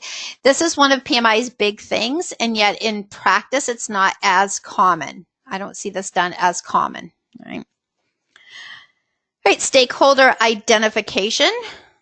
Ongoing process. This is very, very important. This is one of your key responsibilities as a project manager. Again, one of the common reasons for project failure is failure to identify a key stakeholder. So you're always looking for stakeholders. You'll determine their power and involvement with the project, what their needs, wants, and expectations are. I mentioned that earlier. That way we can prioritize. Again, all stakeholders are not created equal. I need to know who wields the power. I know whether they're supporters or resistors to help me prioritize my time. It's comprehensive, performed early, even prior to chartering for the key stakeholders. And again, it lets us know where do we have supporters and resistors. Right, different models here. These may look familiar to you from your studies. Right, that top one there is that power interest grid. Right, and I'm not a big fan of plotting people on grids. People don't like to be plotted, and you'll notice this shows people plotted on here. I wouldn't do that, but conceptually, certainly. Right, if they have low power and low interest, and if you think of interest as being like concern, let me get my little pen here. Right? If they have low power, low interest, monitor them. They can't make change and they don't care. I'm not doing a whole lot with them. If they have low power but high interest or concern, I want to keep them informed. And this is where a lot of PMs make a mistake. They're like, they don't have any power. What do I care? Well, you need to care because they report to these guys. Okay. High power, low interest, awesome. Keep them right there. Keep them satisfied. My job or my goal with any project is to achieve project objectives while minimizing change. These are the guys, ladies and gentlemen, that can make change. All right. High power, high interest. Those are my manage closely people. Okay. Now my sponsor obviously falls into that category, but my sponsor is hopefully a supporter. So I would prioritize a resistor over my sponsor in that situation, right? All right, and then salience model down here, right? If we talk about a salience model, Venn diagram looks at 3 factors instead of 2. So power, urgency, and legitimacy. Obviously, the more they have, the higher impactful they would be. So key output out of identify stakeholders is going to be that stakeholder register, right? Including what their identification information, major requirements, expectations, their influence. Are they internal, external? Are they supporter, neutral, resistor? Typically doesn't include financial information. Couple of other things on this. Number one, this is not detailed roles and responsibilities. This is just who are my stakeholders. And then the other thing on this would be, I lost my thought. Little hint here. I don't know if PMI did this on purpose or not, but we'll take it. There are 2 processes that start with the word identify, and they both give us the registers. So identify stakeholders gives us stakeholder register as a key output. Identify risks gives us the risk register as the key output. So 2 identify processes give us the 2 registers. Identify stakeholders, stakeholder register, identify risk, risk register. Kind of nifty. Little hint there. All right. Associated with identifying stakeholder engagement, we want identifying stakeholders. We want to plan our stakeholder engagement. And some people are like, why would I want my stakeholders engaged? I want them to leave me alone and let me do my job. Well, we need them engaged because it's through engagement that we manage their expectations. So this process is appropriate, especially if you're on a long, boring, unsexy project where people maybe are part-time and you're going to struggle with keeping them engaged. So you might want to do an engagement plan. So how does it impact them? And again, this is how we manage the expectations, and then update it as you go through, especially if you have a very long-term project. So not a super common subsidiary plan, but like I say, could come into play, especially if the project is one where you feel like people are going to disconnect from. All right. Scope planning. Let's talk about some key concepts as far as scope goes. Scope, we know, is the work of the project, nothing more. And when we think about scope in PMI land and on the exam, we think about it in terms of both product scope and project scope. So not only the work to create the product, but the overall work of the project as well. Because there's a lot that goes into managing a project, and we want to account for all of it. Okay, so what we're delivering, and then the overall work. So scope is going to be our foundational constraint. And what we mean by that is it's the first one we always want to consider, because if we can't deliver the scope, it doesn't matter how much time or money we have. Okay, so we always think of scope first. Can we even deliver what it is they're asking us to do? Okay, and then you want to consider your environmental factors. You know, what's going on in the environment that could impact our ability to deliver on that scope. All right, so talk about it in terms of predictive versus adaptive. Okay, predictive versus adaptive. So this is the big change with 6th edition, is you could anticipate getting some questions on how these aspects of project management differ in a predictive environment versus an adaptive environment. Okay, so that's part of the new change, right? Obviously, any environment, we want key stakeholders involved early, right? We use quality control in both predictive and adaptive environments, making sure that we're validating our products against criteria. So where we differ is that in predictive projects, we've defined that scope right up front. And then we manage that scope baseline with any changes going through formal change control. And I gave the example of my sister, right? We know what we're doing. She's building a house, right? She knows what the finishes are and everything right up front. In adaptive projects, our requirements are prioritized by using a product backlog. So we call it requirements documentation. In predictive projects, they call it a product backlog in Agile. Scope is approved, built, tested, and delivered one increment at a time. And it's validated and controlled through each sprint, right? Because we create it, we test it, we document it, we demo it, and then we go to the next sprint or iteration, right? So we're doing the whole piece of scope through one sprint or one iteration, right? And then we go to the next piece. We can reprioritize easily or more easily in an adaptive project, because we're going back to that product backlog, grabbing that next set of requirements. All right, so the scope planning processes, we plan scope management. Anytime you see a process name that is plan blank management, you always know that that's a process that creates a subsidiary plan or plans. Okay, so anything that's plan blank management, you know, it's creating a subsidiary plan or plan. So in this case, plan scope management is going to give us the scope management plan and the requirements management plans as our key outputs. And again, it's just how we're managing our scope and how we're managing and prioritizing our requirements. All of your subsidiary plans are how we're managing that area. Okay, so in this case, scope and requirements. We collect the requirements, which creates our requirements documentation, traceability matrix. We define the scope, which creates our scope statement, and then we finally create the work breakdown structure, WBS, which gives us a picture of the work, and that results in our scope baseline. So here's our first baseline.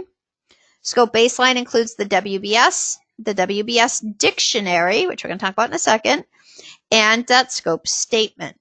Again, that scope baseline becomes part of that project management plan.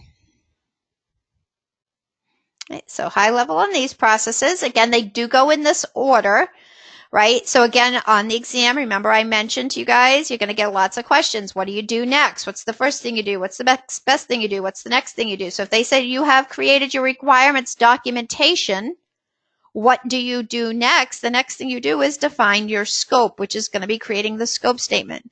If they say you've created your scope statement, what is the next thing you do? I'm going to create my WBS, which will result in my baseline, right? So those are a sequence that you want to know: collect requirements, define scope, create WBS.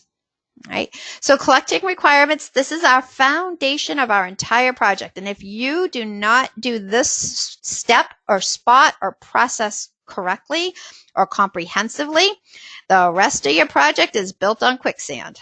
Okay, this is our foundation. This feeds everything else. Now, we know it's very challenging to capture good requirements, especially when we have a lot of volatility and change in our environments. That's why we've seen a rise of the business analyst role, right? That they help us with that requirement capturing. Right? And the project manager needs to work closely with a BA or multiple BAs, potentially, depending on the type of project. Key outputs from this process, once we've collected our requirements, is our requirements documentation, and then that traceability matrix, right? How do we trace the requirements through to completion, testing, fulfillment, whatever the case may be, making sure that they were actually delivered at the end. Now, again, just a note to yourself, especially if you're not familiar, in an agile project, that requirements documentation would be a product backlog, right? The product backlog. All right, so then with the requirements gathered, we define our scope, which is going to create our scope statement, written detailed description of what we're going to include.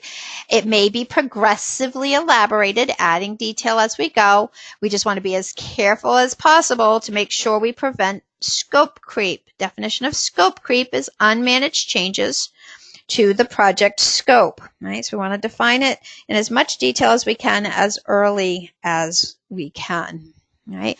Documents both in scope and out of scope. So when we capture our requirements, it's a very high probability that just because something got captured as a requirement, there are going to be some things that are not going to be included in the project. Okay, just because somebody submitted it doesn't mean it's going to get included based on our constraints, right? So we want to make sure we always capture our out of scope requirements, Okay, just because somebody submitted it doesn't mean it's going to be included. So your scope statement would include a description of your product, your acceptance criteria, what's that acceptance process, acceptance responsibilities, your deliverables, what are your tangibles, like I say, your exclusions, your out of scopes, and your constraints and your assumptions, right? Any type of limitations, anything you believe to be true.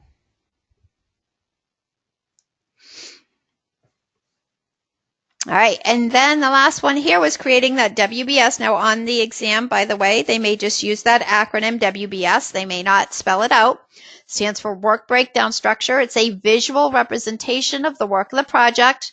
Take the deliverables, we break it down into more manageable components. It is a best practice. This is one of your best techniques for guarding against scope creep, is to use a WBS. I'm a big WBS fan. And again, gives that visual. People won't read your scope statement, but they can look at a WBS. Okay, deliverable-oriented, hierarchical, graphical decomposition of the work. For the exam, make sure that you know that the lowest level of a WBS is called a work package. Okay, it is not an activity. Okay, the lowest level of a WBS is a work package, a group of related activities. We do not decompose to activities until we get to our schedule. Okay? We know we have decomposed sufficiently when one person can estimate, schedule, and control the work within that work package, and we call that the work package owner. We call them the work package owner. So we only go down to the work package level. Technique that we use is decomposition, which is exactly what it sounds like it is. It is the breaking down of the work to create the deliverables. Right?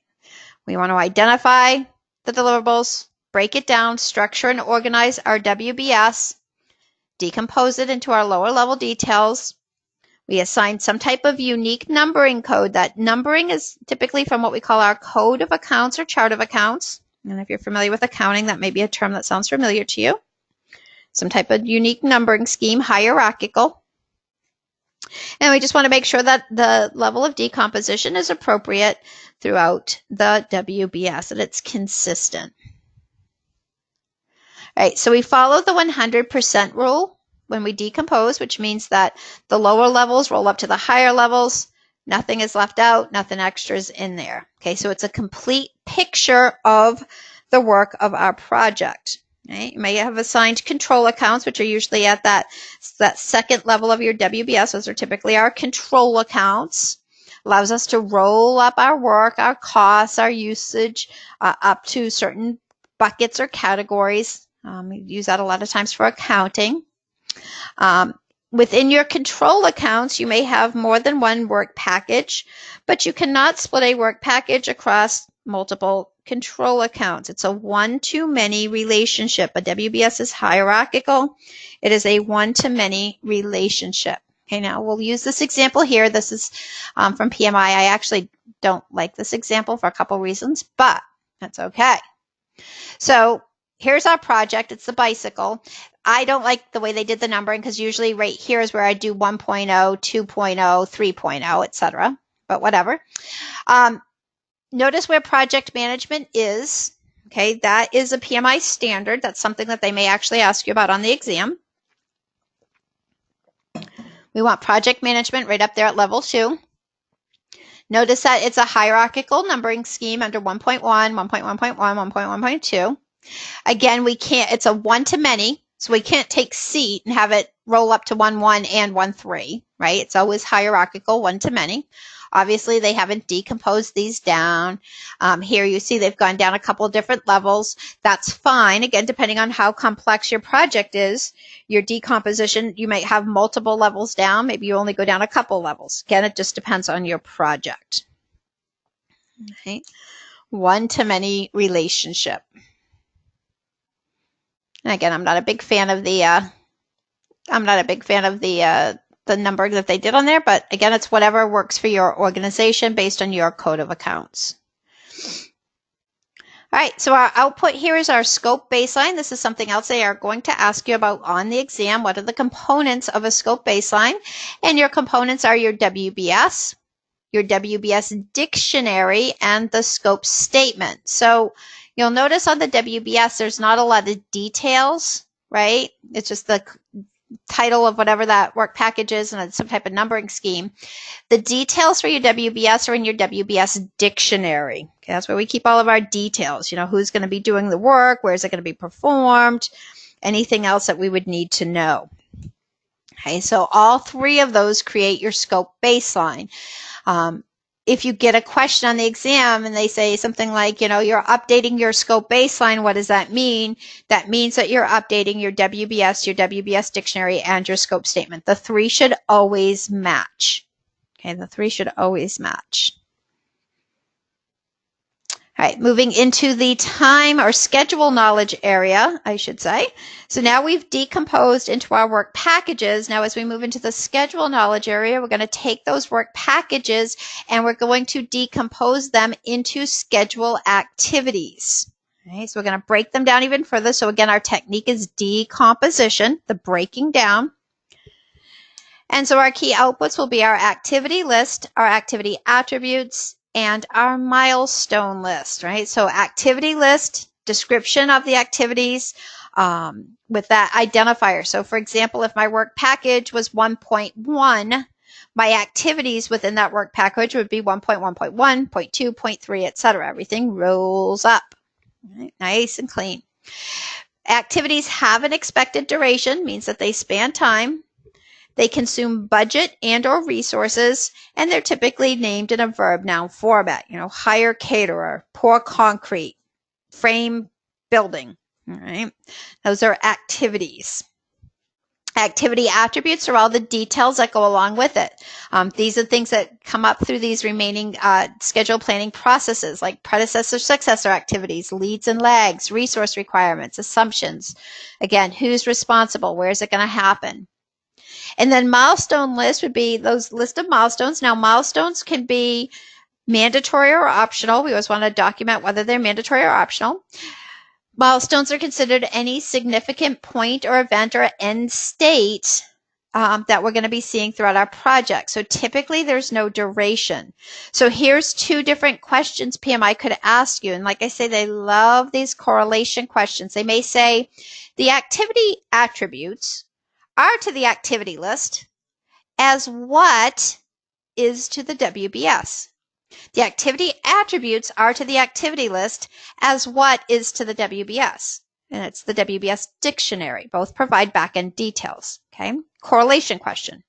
Another one they may say is, they may give you something like, what's the difference between an activity and a milestone? Right? Activity consumes budget, has a duration. Milestone's just a significant point in time. Okay? So again, that's where memorizing lists of IDOs don't help you, but understanding what these things are is important. All right, sequencing our activities is where we start to look at relationships. Our goal when we sequence is to come up with the shortest schedule possible, right? If I have 100 activities, I'm not going to do activity 1 and then activity 2 and then activity 3. I want to figure out how many can I be doing concurrently. And that's what we do in this process. So we want to figure out what those relationships are, what those dependencies are. So our output is going to be a schedule network diagram, which is a visual representation of those relationships. A predecessor activity is an activity that comes before, right? So what precedes? What is the predecessor? And the successor activity, but when does that come after?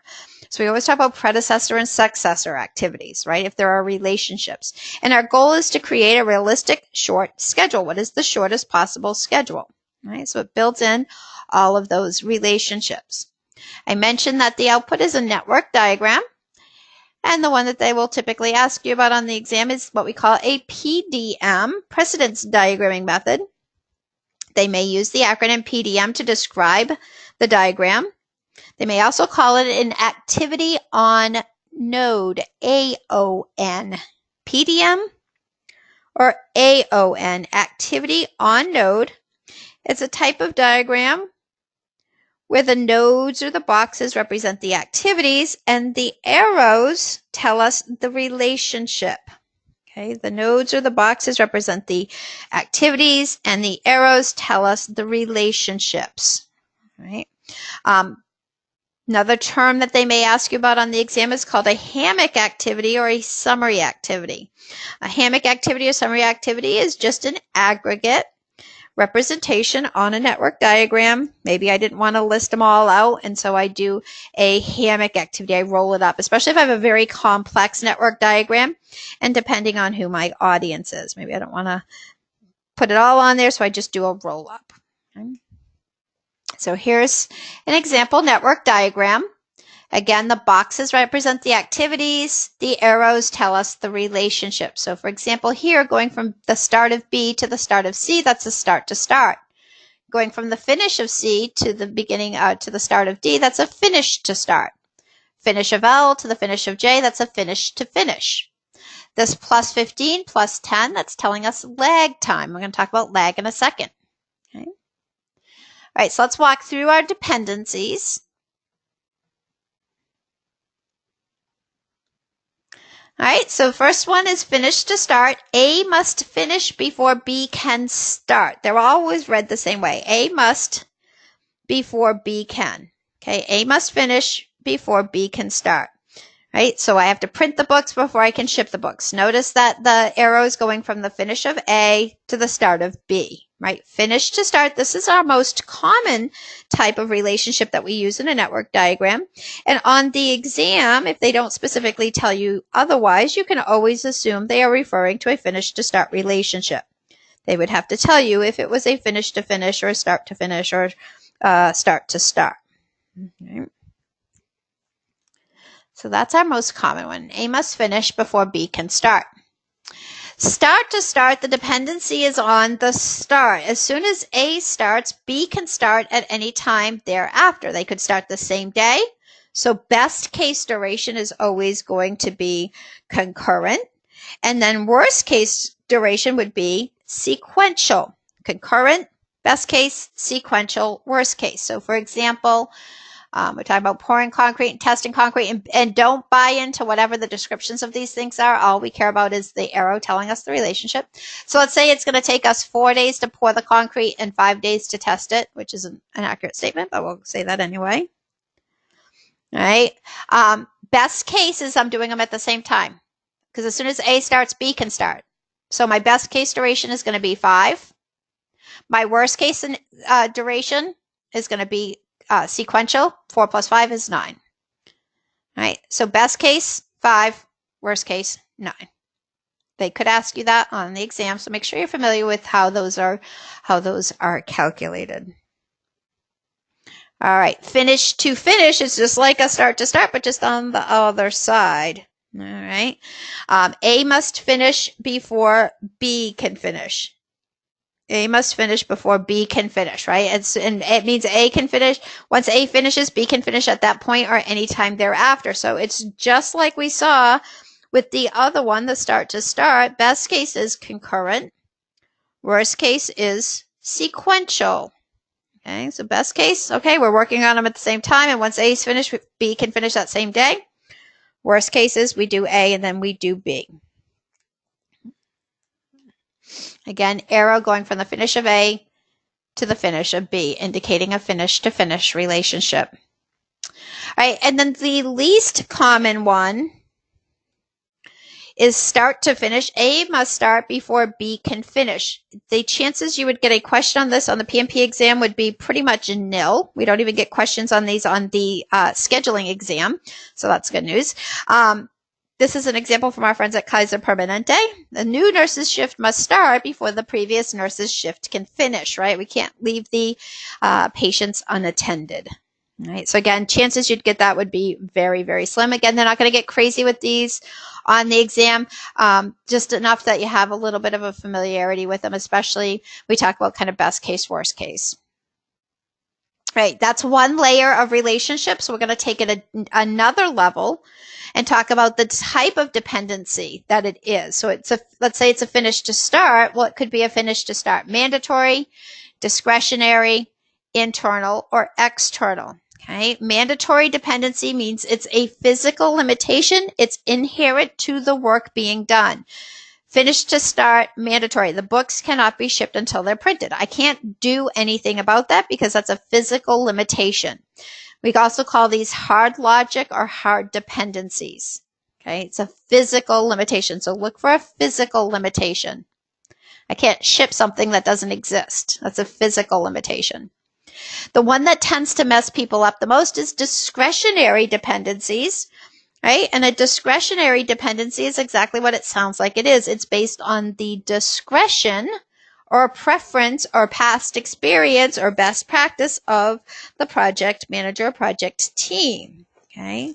So they're called preferred, preferential, or soft logic. That is a discretionary dependency. Now be careful because these are not a should I. These are not a should I, they are a could I. Okay, they are not a should I, they are a could I. Okay, so just be careful with these.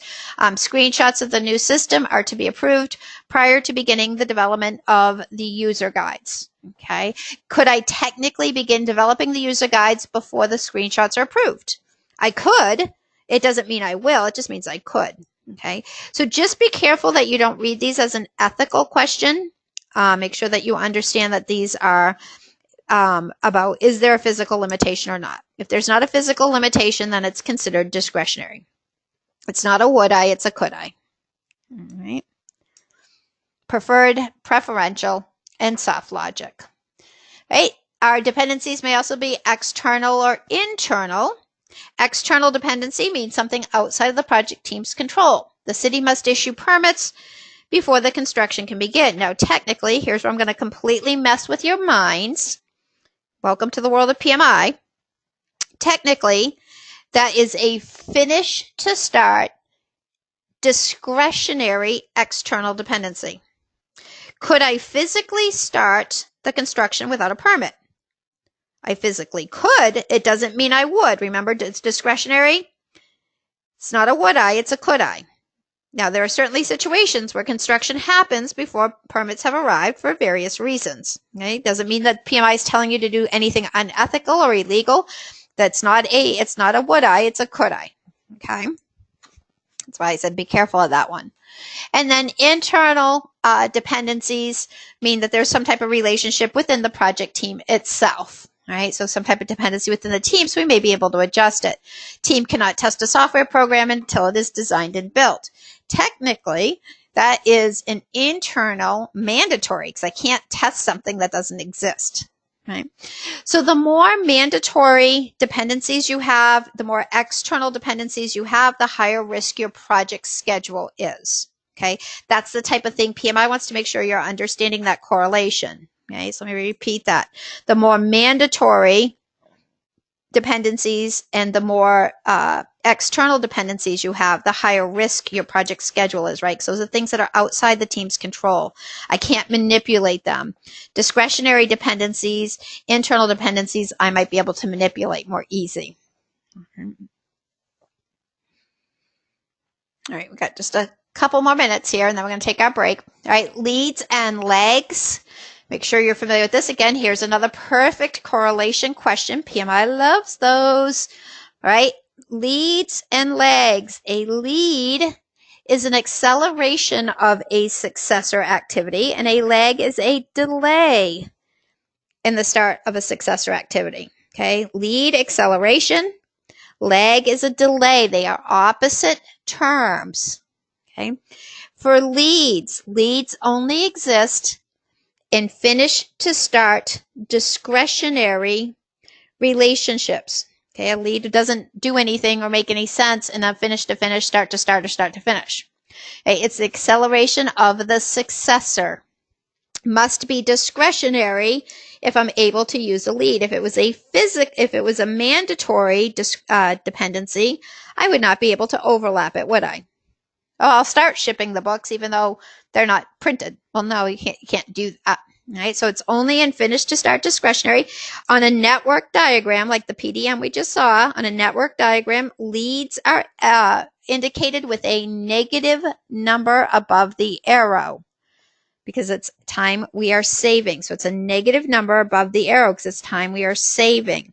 If you think you're going to struggle to remember this, a good way to think about leads is think about baseball. Okay, we use leads in baseball to get us to the next base quicker, right? We start heading off the base, heading towards that next base. There is risk in using leads, just like there is in baseball, there is in projects as well. There's risk associated. All right. So there's a reason we wanted to do A and then B, and we're overlapping them. So in your example you have there, painting is scheduled next week. Will take 4 days. Flooring installed is estimated to take 6 days. So she was going to do the painting and then the flooring, but she can overlap them by using a 2-day lead. So instead of it being 10 days total, it's only going to be 8 days. And there's some risk that now, there's a problem that she gets paint on the floor or something. All right. Because there's a reason she wanted to do A and then B. Okay. A lag is a delay in the start of the successor. So it's just time that has to pass before the successor activity. Okay. So just time that has to pass before that successor activity can start. There are no resources associated with it. It's just time that has to pass. All 4 relationship types can have lag. Finish to start, start to start, finish to finish, and start to finish. It's just a delay in the start of the successor activity. It is indicated as a positive number above the arrow, like you saw in the example a few minutes ago. Okay, it's a positive number because it is time we are adding. All right, so she's talking about the concrete foundation has been poured. It took 3 days, and then framing can begin 2 days after the pouring, right? So you got to wait for that concrete to cure. That 2 days, that's lag time. We have to factor it in and consider it. Make sure that we're including. Now, here's where I'll give you another little warning on this. If you think about, if you've ever ordered anything, so for example, like I said, I just moved into my new condo and I ordered these custom shelves, custom floating shelves for my wall, and they sent you an email and they say our lead time is 9 weeks. In manufacturing, when we talk about lead time, it's like the time that's going to pass before I get it. That's the opposite of the way PMI is defining lead here, right? Because lead here is an acceleration of the successor. Okay, so when they say your lead time in manufacturing is 9 weeks, that technically is a lag as PMI defines it. So just be careful of that. Again, it's very easy on the exam to slip into knowledge, in terms as we know them or we've been exposed to them. So be very clear on lead versus lag. Lead time we save, lag time we add. right? So our network diagrams that were our outputs, you can do them manually. You could do them with software. As soon as you put your dependencies in software, it creates your network diagram for you. On the exam, on the PMP exam, anticipate having to sketch out probably twice a little network diagram. It's not going to be anything too crazy, but they're going to tell you what the dependencies are, and you're going to have to sketch it out in order to determine and calculate critical path. Okay, so I would just practice that. Make sure you're good with being able to sketch out one of these diagrams, because you're going to probably have 1 or 2 questions on the exam where you're going to have to do that. They won't be anything very complex, but you will have to sketch them out. Right? Make you appreciate your software even more.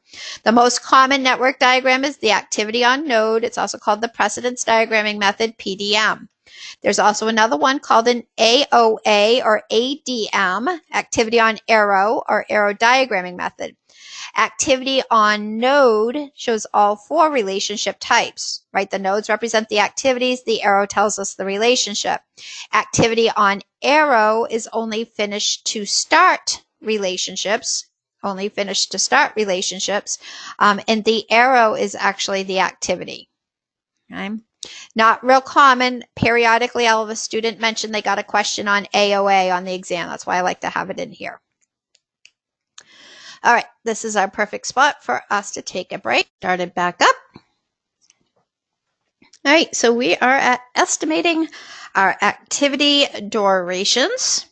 All right, so looking at how long it's going to take to get the work done, we want to always make sure we include our assumptions. Remember, those are the things we believe to be true, and our range of variance. What's our confidence level within our assumptions? Now, a couple of terms here: effort versus duration versus elapsed time. When we talk about effort, those are our staff hours, man hours, work hours, right? So what's the effort needed? How many work hours do we need? Right? Duration is the actual number of work days. So once I have my effort and I apply resources to it, then I can calculate duration. What's the number of work days?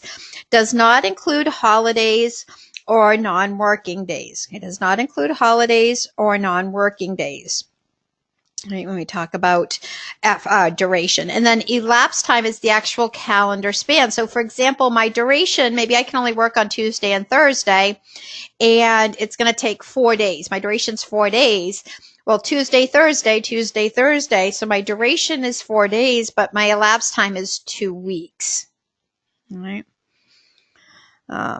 So duration versus elapsed time. Elapsed time, best way to think of elapsed time is just that calendar span, right? How many weeks or months does it touch? Effort's usually in hours, duration's typically in days, elapsed time is in weeks or months.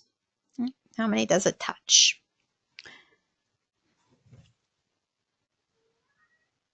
All right, let's talk about our different estimating techniques. Now, we use these for both durations and costs. All right, so we use it for both durations and costs. What that tells you is that you could get questions, multiple questions on these estimating techniques, so make sure that you're solid on them. Right, the first one is analogous estimating. An analogous, I want you to think of an analogy. Right, analogy is we're comparing it to something similar, and that's what we do in analogous estimating.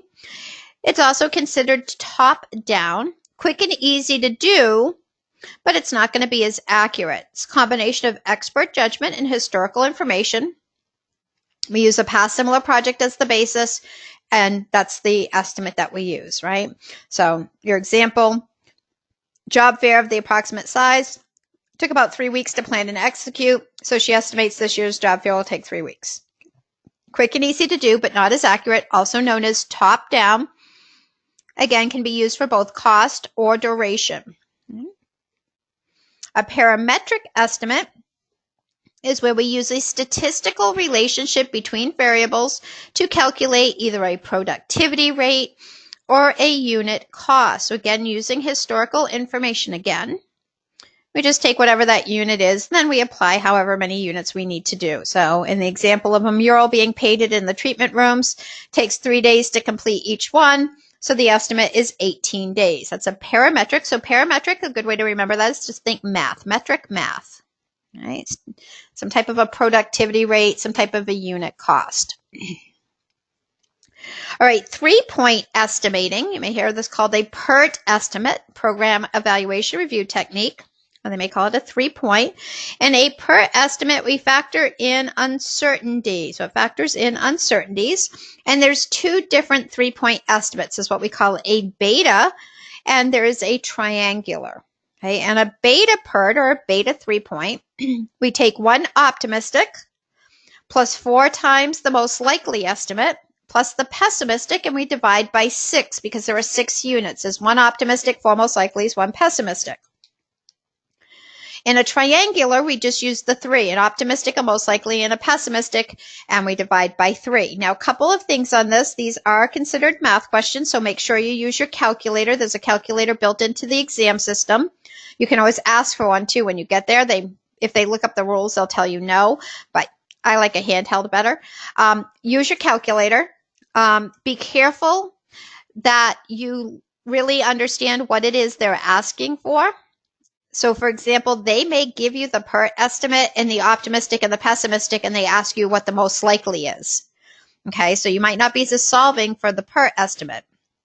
So just read those questions carefully.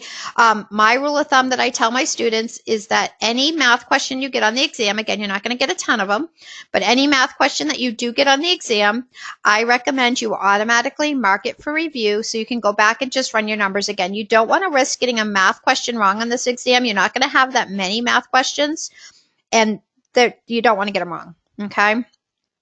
So you can see in her estimate, they have a best case of 5 days. They have a worst case of 14. They have a most likely of 8. When I add those up, divided by 3, basically just getting the average, I come out with 9 days. Depending on if you come up with like some decimals, maybe it came up to 9.3 days. You just want to look for the answer that is the closest to yours. Look for the answer that's the closest to yours, depending on how PMI decides to round on that particular question. Okay.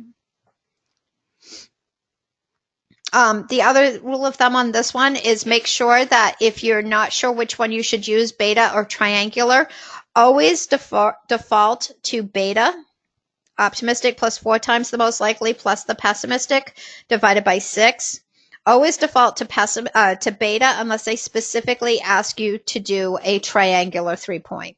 Okay, so have both of those formulas on your dump sheet. I'd put a star next to the beta one. That's the one you're going to use unless they specifically tell you to use triangular. All right, and then bottom-up estimating, obviously the opposite of an analogous estimate, which is where we put durations or prices or costs to each piece, and then we roll it up. So it's going to be more time-consuming than the other estimating techniques, but it's going to be more accurate. So it's more time-consuming, but it's more accurate. So we put a duration to each piece, or we put a cost to each piece. Now, keep in mind, if it is duration that you're doing a bottom-up estimate for, you have to factor in if you have any of the activities happening concurrently. Right, so kind of factor in that critical path concept there. All right, schedule development. Developing our schedule is our last process within the time planning knowledge area, schedule planning area. Right, this is where we put everything together to create our project schedule, creates the schedule baseline and the actual schedule, the living one. And again, we're doing this throughout our project. We're updating and analyzing our schedule throughout our project. So this is an ongoing process. All right, critical path method. Now, I'm going to give a couple little warnings on this. I'm going to walk you through critical path concept and then the critical path process. Okay, for PMP students, you're going to probably have 1, maybe 2, and if you're super lucky, maybe 3 questions on critical path on the exam directly. Now you have other questions that that you need to understand critical path in order to answer the question correctly, even though critical path is not necessarily the calculation you're doing. So you want to understand these concepts. What I want you to be wary of, though, is of spending too much time, especially on critical path, the method, the actual process of it. I had a lady in one of my classes that her boss told her she had like all kinds of critical path questions. So the poor girl spent all this time studying critical path. She had like 2 questions. And she did not pass the exam because she focused on the wrong thing. So kind of take this with a grain of salt. It's longer to learn it than as would be reflected in the number of questions you get. Okay. So we start with concept first because concept is the most important to understand with critical path. That's going to get you through most of your questions, if not all of your questions. All right. So the concept of critical path is, first of all, what's the definition? Definition of critical path: longest path through my network with zero or negative total flow. So longest path through the network with zero or negative total flow. Okay. Total flow occurs when I have more than one activity happening concurrently of different durations. When I have more than one activity happening concurrently of different durations. The shorter activity, the shorter duration, would have float, meaning it can float by up to that difference without impacting my project. Okay? So if we look at this diagram here, all right, just looking at this, I automatically know that A and F are critical. I know they have zero float because there's nothing for them to float against, meaning if they got delayed, my project would get delayed. Now, B and C together are going to take 7 days, and D and E are going to take 11. Well, the longest path, right, is D and E, meaning if I delay them, my project would get delayed, so they have zero float. The difference between 7 and 11 is 4 days. B and C have 4 days of total float, meaning that I can delay B and C by up to 4 days without having an impact on my project. Now, that doesn't mean that I have 4 days for B and 4 days for C. I have 4 days total because total float is shared between activities in a sequence. Total float is shared between activities in a sequence. So if I delayed B by 3 days, I'd only have 1 day left for C. Okay, so total float is the amount of time an activity can be delayed before it delays the project. Right, and since there's that difference there in duration before I start F, I can slide them, right? I can float them. So the only time you could possibly have float is when you have more than one activity happening concurrently of different durations. Now, if B and C together were going to take 11 days, and D and E together take 11 days, that means I have multiple critical paths. The more critical paths I have, the higher risk I have. Might want to consider putting some time buffers into my schedule to account for that increased risk. Okay. If, let's say, B and C got delayed by 7 days, right? I only had 4 days of float, and I delayed it by 7 days. Now I'm in what's called a negative float situation. So instead of having 4 days of total float, I would have -3. All right, 3 days of negative total float, meaning that I've already been delayed. So it's a 1-for-1 relationship. On the exam, if they say your project has negative float, it means your project's been delayed by that amount. So if they say your project has 6 days of negative float, what's that mean? It means your project is delayed 6 days. We consumed any float that was available and delayed it 6 days past that. Okay. Total duration for this project: 7 plus 5 is 12, plus 6 is 18, plus 3 is 21.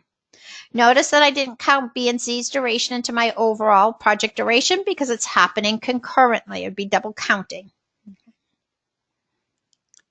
All right, so that's what I call the concept of critical path. Okay, that's the easiest way to do critical path. You look at the diagram, you see where you have activities happening concurrently. Okay, now we're going to take it up a notch, and we're going to do the actual critical path method. On the exam, do not do this unless you absolutely have to. There may be a situation where you get a question that's a diagram that's partially filled in. And so you would have to use it for that in order to answer the question. All right, so first off, standard diagramming notation. And again, now for all of you guys, you're all indicated you've been studying, you've taken a class. This should be a very quick review for you. So I'm going to go through it quickly because this is a core part of the curriculum. If it's not jiving with you, just make sure you come back to this section and listen to it again, because I'm going to go pretty quick. All right, standard diagramming notation. Earlies are on the top, lates are on the bottom, starts are on the left, finishes are on the right. Early start, early finish, late start, late finish. Early start plus duration minus 1 equals early finish. We use a day 1 method. That's what PMI tells us we have to use. Day 0 is a lot easier. So early start plus duration minus 1 equals early finish. We're going to do that for a forward pass. And then on our backward pass, we're going to do the opposite. We're going to take late finish minus duration plus 1, and that's going to equal late start. And then once I've done that throughout my entire diagram, then I can figure out where I have float, where there's a difference between my early and late starts or my early and late finishes. All right, so I'm going to go through this, like I say, pretty quick. So keep that in mind. Okay, pretend the only thing that you see on this diagram of the middle boxes, the duration boxes, and this -2 and this 4. Everything else is blank. Okay. We'll start day 1 method. Early start of 1 plus a duration of 4 is 5, minus 1 is 4. This is called a point of path divergence. We always go to the next day for the early start or any successor activities. Early start of 5 plus 6 is 11, minus 1 is 10. This -2, remember, represents lead, acceleration of the successor. Instead of going to day 11 here, I have to deduct off the lead, which was 2 days. So I go to day 9. 9 plus 4 is 13, minus 1 is 12. I have a point of path convergence. Before I can go to this early start, I need to finish any feeding path. So I come back down here to D. 5 plus 12 is 17, minus 1 is 16. On your forward pass, you want to take whichever early finish is the higher number to use as the early start for the successor, right? Because we have to have both paths finish, right? So logically, that should make sense. So I have an early finish of 12. The earliest C is going to finish is day 12. The earliest D is going to finish is day 16. So I use day 16. It's the greater number. Next day is day 17. 17 plus 6 is 23. Minus 1 is 22. Here's lag, time that has to pass. I got to add it in.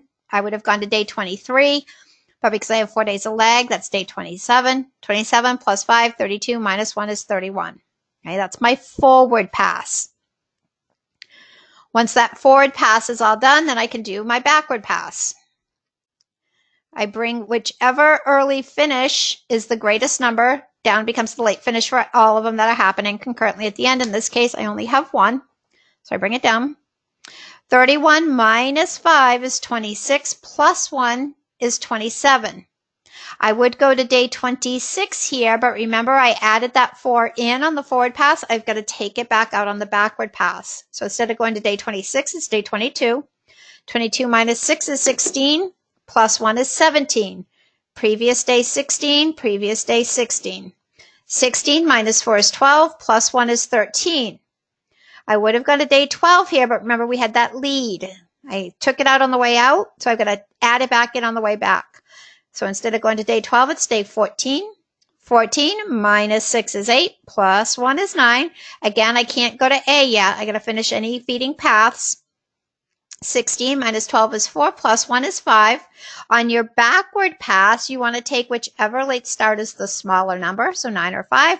I take the 5. Previous day is 4. 4 minus 4 is 0, plus 1 is 1. Yay, I came back to 1, so hopefully I did my math correctly.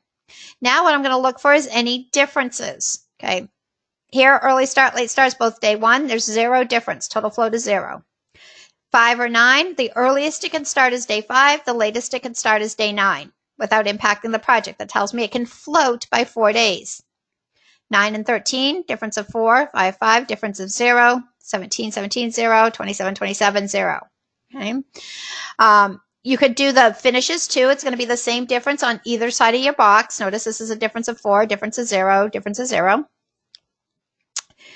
Activities in a sequence are always going to have the same amount of float because remember total float is shared between activities in a sequence. So if I had come out with a 4 here and 5 there, then I did my math wrong.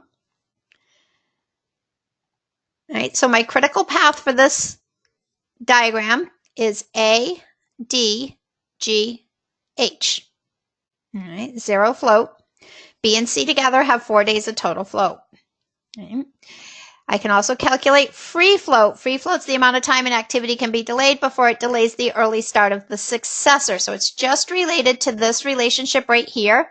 About a 20% chance you'll get a free float question on the PMP exam, so not a high probability.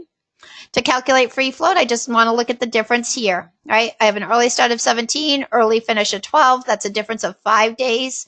I have to back off the 1 for the day 1 method. So I have 4 days of free float. Tells us how much can I delay C before it impacts that early start of G. In this case, the free float and the total float are the same numbers because there's no subpaths. When you get into, subpaths of different durations, that's where your free float could be different. Okay. Now let me show you how much easier it would have been to do this diagram by just doing the concept way. Okay, I know that A, G, and H are critical because there's nothing happening concurrently. So I automatically knew that they had 0 float.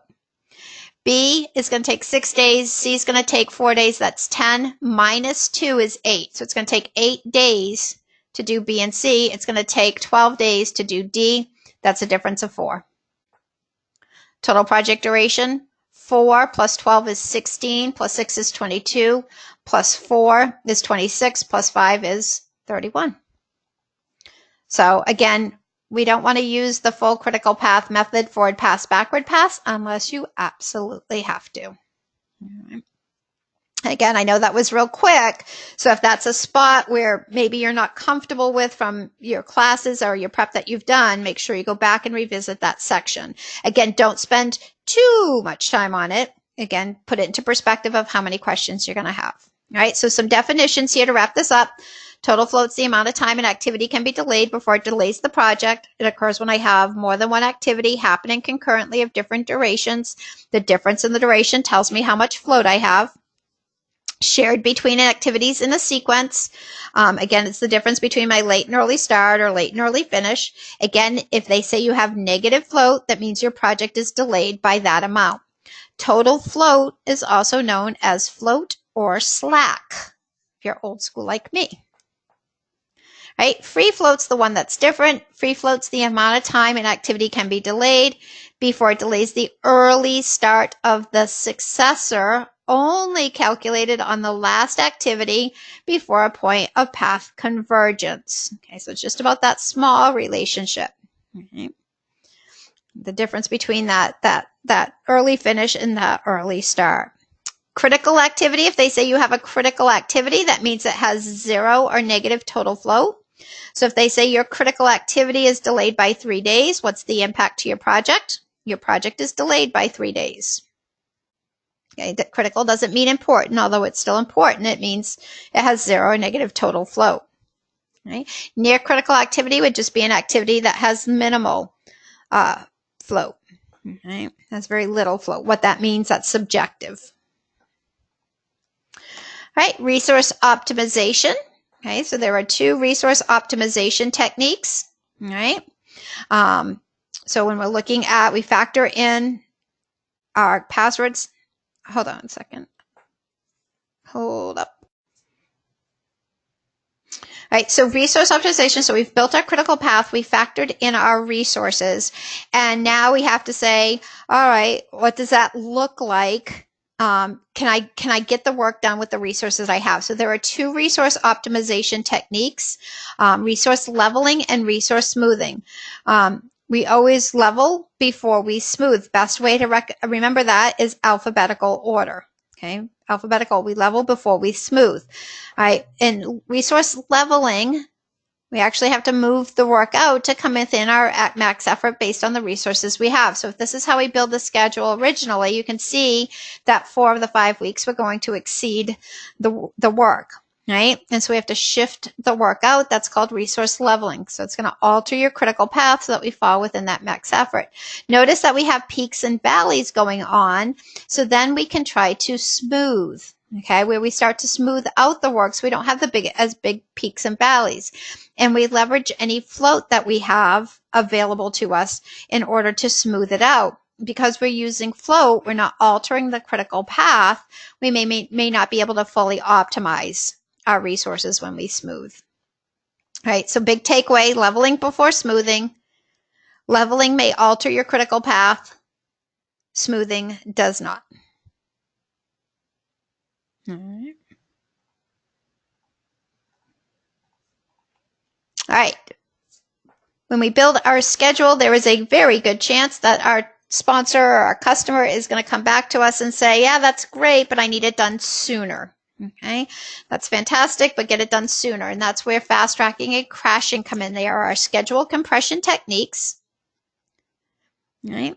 We always start with fast tracking first because we keep the scope the same, but we compress the schedule by having activities happen concurrently that were going to be done sequentially, maybe full parallel or be partial parallel.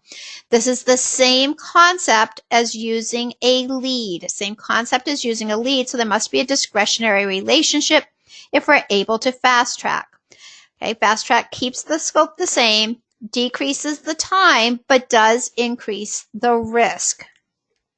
All right, because there was a reason we were going to do A and then B, and now we're doing them concurrently. We always focus on critical path activities first, right? It does me no good to fast track or crash activities that have float because all I would do is give myself more float. Wouldn't really change anything. All right. So you can see in her example there, we've got a brochure, we've got an advertisement, we've got a video. Total, if I did them sequential, was 27. So she's going to fast track. She's going to overlap the print advertisement by 2 days and the video by 5 days. She's saving 7 days by overlapping. She kept the scope the same. She simply overlapped to get it done quicker. Okay, so that is fast tracking. Again, that's done first in order to decrease the time.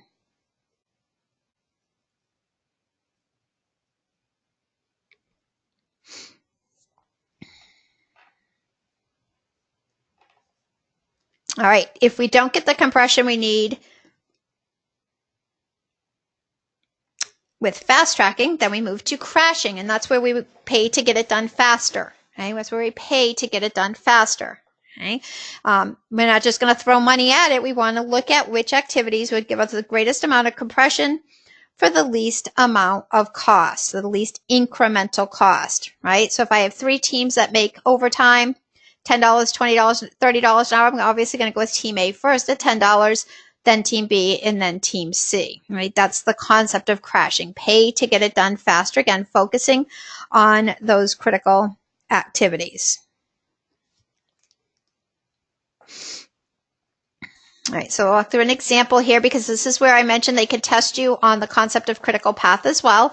They might give you a situation like this and they say, okay, of this list, which activities would you crash in which order? Now, the most important information they give you is that float column. All right, because if it has float, that means it is not critical.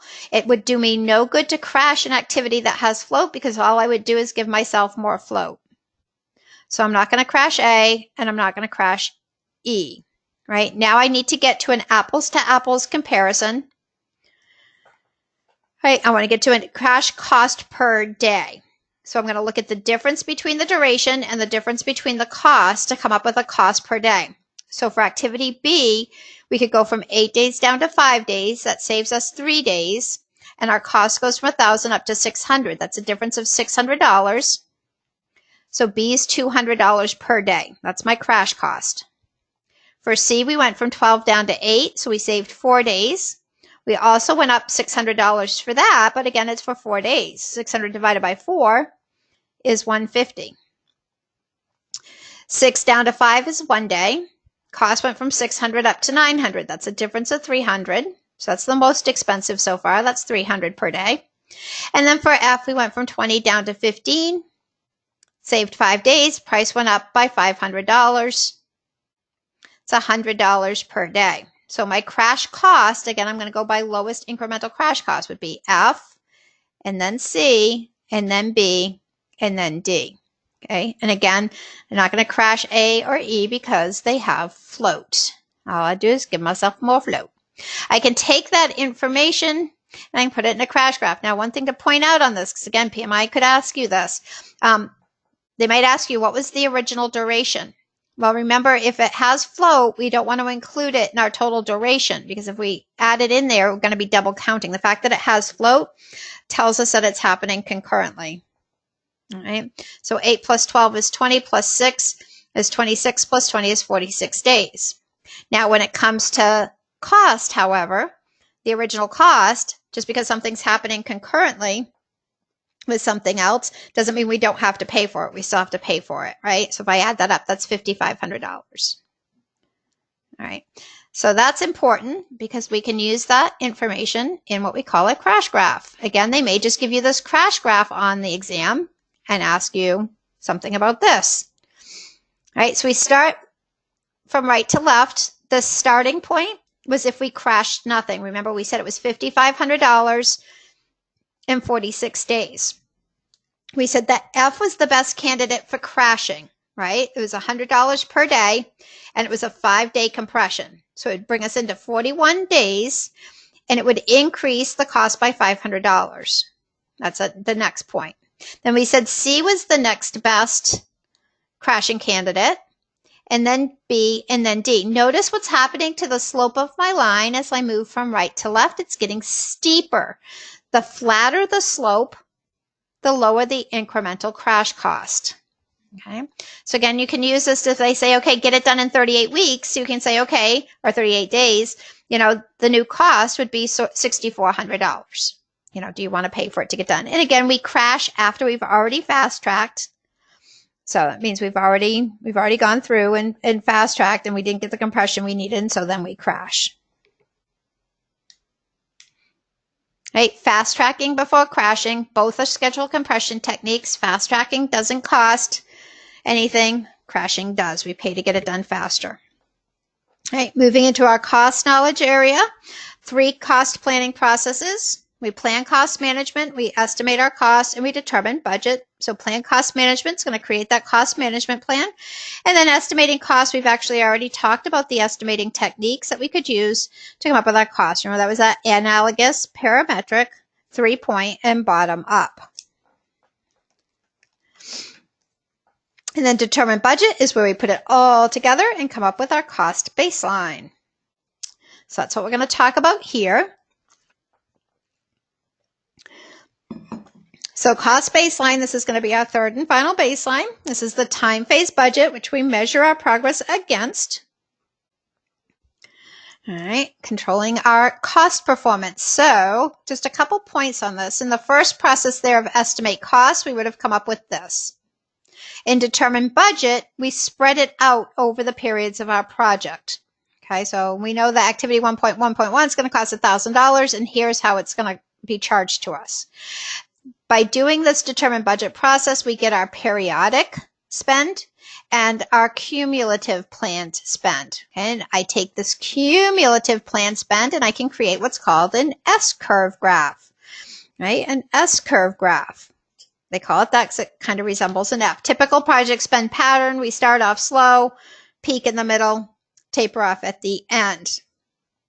All right, these incremental points on here would be our, what we call our cumulative planned value. So the planned value of the work to be completed, period 1, is $700.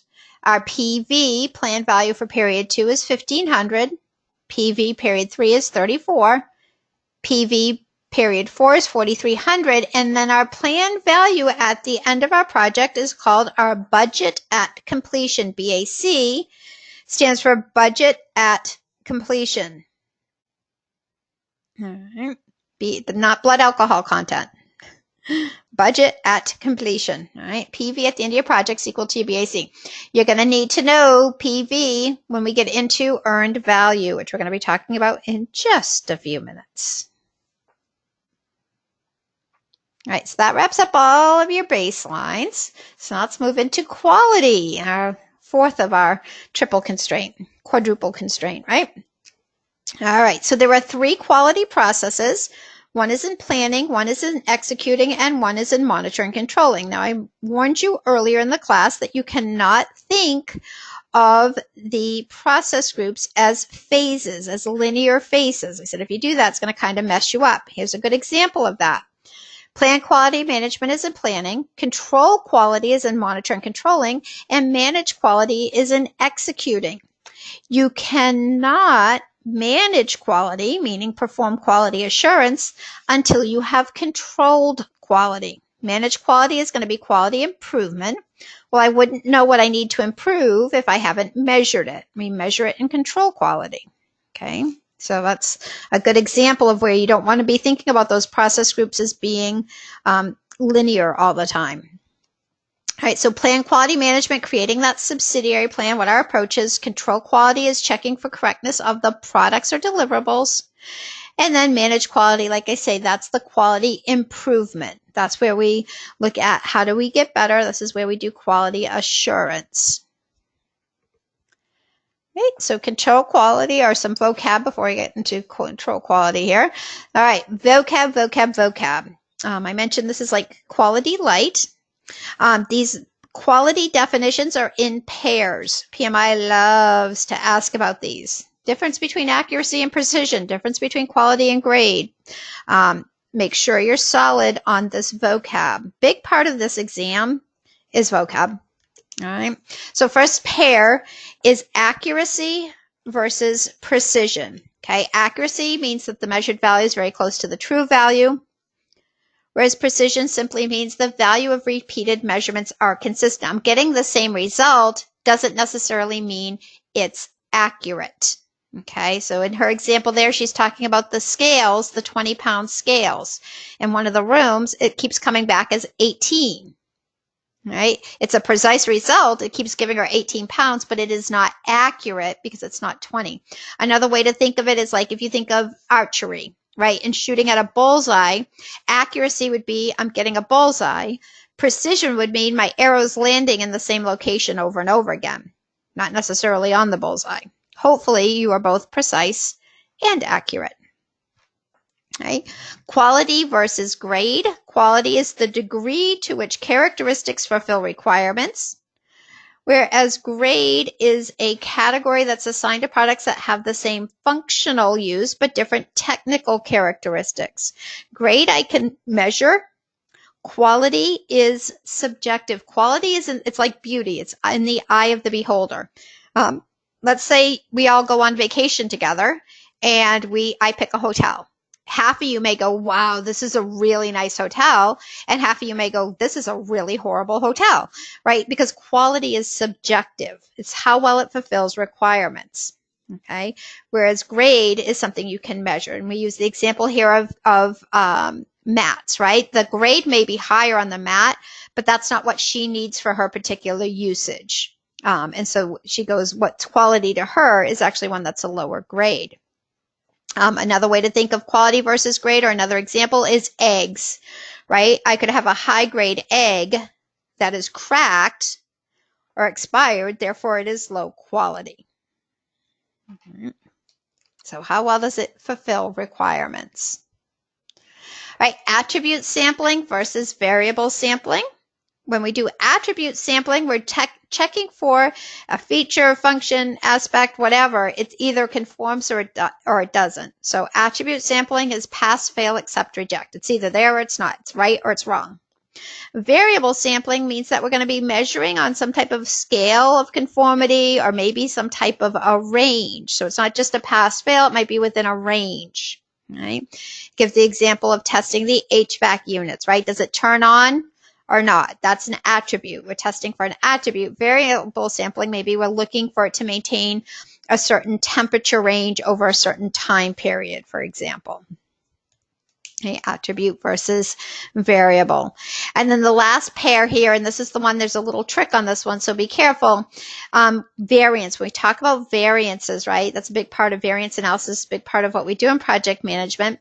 There could be what we call common causes of variance or special causes of variance. Okay, common causes of variance, that's your normal process variation. It's something that's predictable and it's expected. It's predictable and it's expected. Okay, these are also called random causes. That's the gotcha. Okay, because you're like, no, it's common. No, it's random. All right, special causes of variance would be something that's unusual or difficult to predict. Right? And she gives the example here of the background checks of the employees. Another one to think about would be like your commute, right? Let's say you are you're on the ball. You leave your house at the exact same time every day. You probably do not arrive at your workplace at the exact same moment every day, right? It's going to be a little bit of back and forth. That's called the common variance. That's your random variance. Maybe you go out and there's a car accident, or there's a blizzard or road construction. That would be a special cause of variance, something that was unusual and difficult to predict. That would be a special cause of variance. Just be careful with random. People always want to put random with special. Okay. Hey, control quality, again, we're checking our results, making sure that they conform.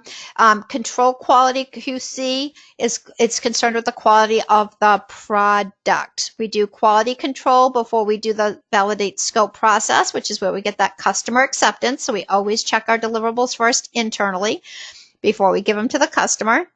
And then quality control is also performed before we can do quality assurance, right? Because we wouldn't know what to improve. Remember, QA is going to be quality improvement. Mm-hmm. So precedes both validate scope and manage quality. Some of the tools and techniques here, some data representation. I mentioned these a little bit earlier. So just a couple to point out. We have our cause and effect diagram. It's also known as a fishbone or Ishikawa diagram. Helps us see root cause, right? So we work backwards. We start with the problem, and it's a brainstorming tool. We work backwards to figure out what could all those causes be. A lot of times we use it in association with the 5 why technique. Keep asking why until we get to the root cause. We have our control chart there, with our upper control limits, lower control limits, our mean. Typically, your control limits are defined as 3 standard deviations from the mean, right? So typically mathematically defined. Your process or outputs are out of control if they are out of the control limits, or if they're within the control limits, but you have 7 data points in a row going one direction, or 7 data points in a row going the opposite direction, or if you have 7 data points in a row that are above the mean but below the upper control limit, or 7 results in a row that are below the mean but above the lower control limit. And that's usually a calibration issue on that. Okay, you have our histogram, which is a bar chart. Height of the bar represents the frequency of variable. Again, a special type of histogram would be called a Pareto chart. You may know that from your studying. Pareto chart. Causes are per quality in rank order by frequency of occurring. Allows us to prioritize. Has a cumulative percentage arc on there.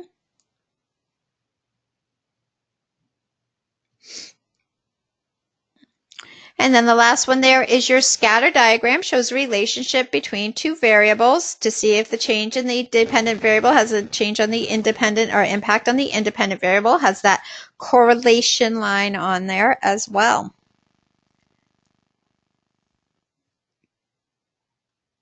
All right, manage quality. That's our quality. It used to be called quality assurance, right? A good way to think of managing quality is quality improvement. That might help it stick in your mind a little bit why it's different than quality control. Quality control is measuring the outputs, the products, right? Manage quality. Quality assurance is quality improvement. How do we get better? How do we get better? So QA is concerned with the processes, building quality in. The work of QA falls under our cost of conformance, building quality into the product. Okay. Outputs from managing our quality, we'll have our quality reports documenting where we're at, what recommendations we made, did we take any actions, any other findings that we had. And then our test and evaluation documents, again, depending on your industry, those can vary what those look like. So manage quality, think of it as quality improvement. How do we get better? Well, we wouldn't know how to get better if we didn't know where we were at. And that's why quality control comes first, control quality, and then they go back and forth. And there's this cyclical relationship between them. All right, let's move into our resource knowledge area. And again, this is both physical and human resources. So just a couple points on this one that I'm going to point out. So here's all of our processes, again, from planning all the way through to control. So we create our subsidiary plan, our resource management plan. We estimate our resources that we need, our physical and our human resources. Those are both in planning.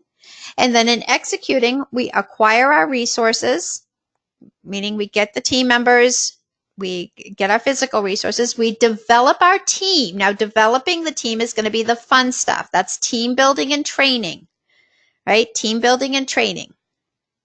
And then we manage the team. That's the unfun stuff. That's managing issues, giving feedback, conflict resolution.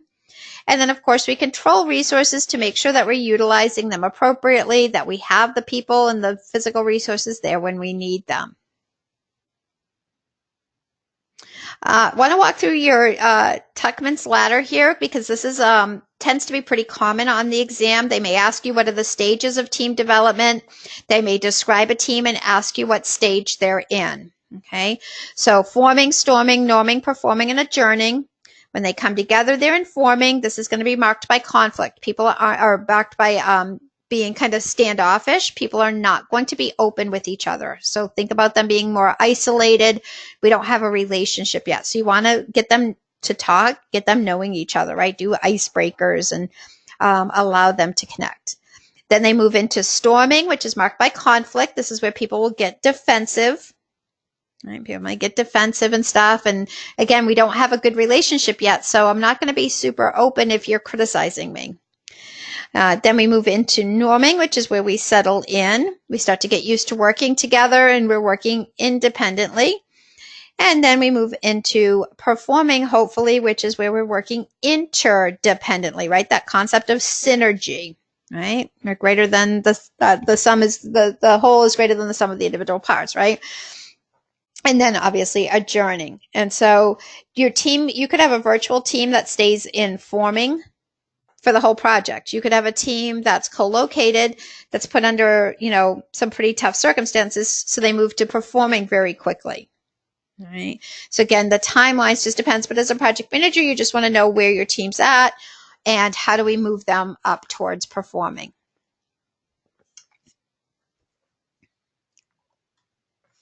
All right, risk management. I would strongly recommend, again, I'm going to go, as we have been, pretty quick through these. I would strongly recommend that if you have any gaps on this section, any concerns, anything, please go back to your materials that you've been using, come back to this recording, make sure you're solid on these risk concepts. Okay, make sure you're solid on these risk concepts. These are very popular on the exam. Okay, so we're going to go through some definitions first. When we talk about risk appetite, that is the degree of uncertainty an organization is willing to take on in anticipation of a reward. And it's a product typically of your industry, right? If you think of like some of the Discovery Show channels, they have a high channel shows, they have a high risk appetite. Bering Sea Gold, Wicked Tuna, Deadliest Catch, right? High risk appetite. They're willing to invest because they're looking for that big payout. Right? Risk tolerance is more at that individual stakeholder level. And we talk about tolerance, it's the degree of risk they'll withstand. And it can change and vary throughout your project. You want to understand what your stakeholders, especially your key stakeholders, risk tolerances are. And then stay in check with it because, like I say, it can change throughout the project. Risk threshold is that point at which they'd have a specific interest or they would have an action taken. I always want to know what the risk threshold is, right? When do I need to potentially escalate? When would they want to be involved in something? And I call that out very specifically in my risk management plan, what those risk thresholds are. Right? Definition of a project risk is an uncertain event that if it occurs will have an impact on the project, and that impact could be positive or it could be negative. Right? And that's where I told you earlier in the session, you have to rewire your brain a little bit because a lot of times we only think about risk as being negative risk, right? We only think of risk as being negative risk, but there is positive risk too, and PMI is going to test you on that.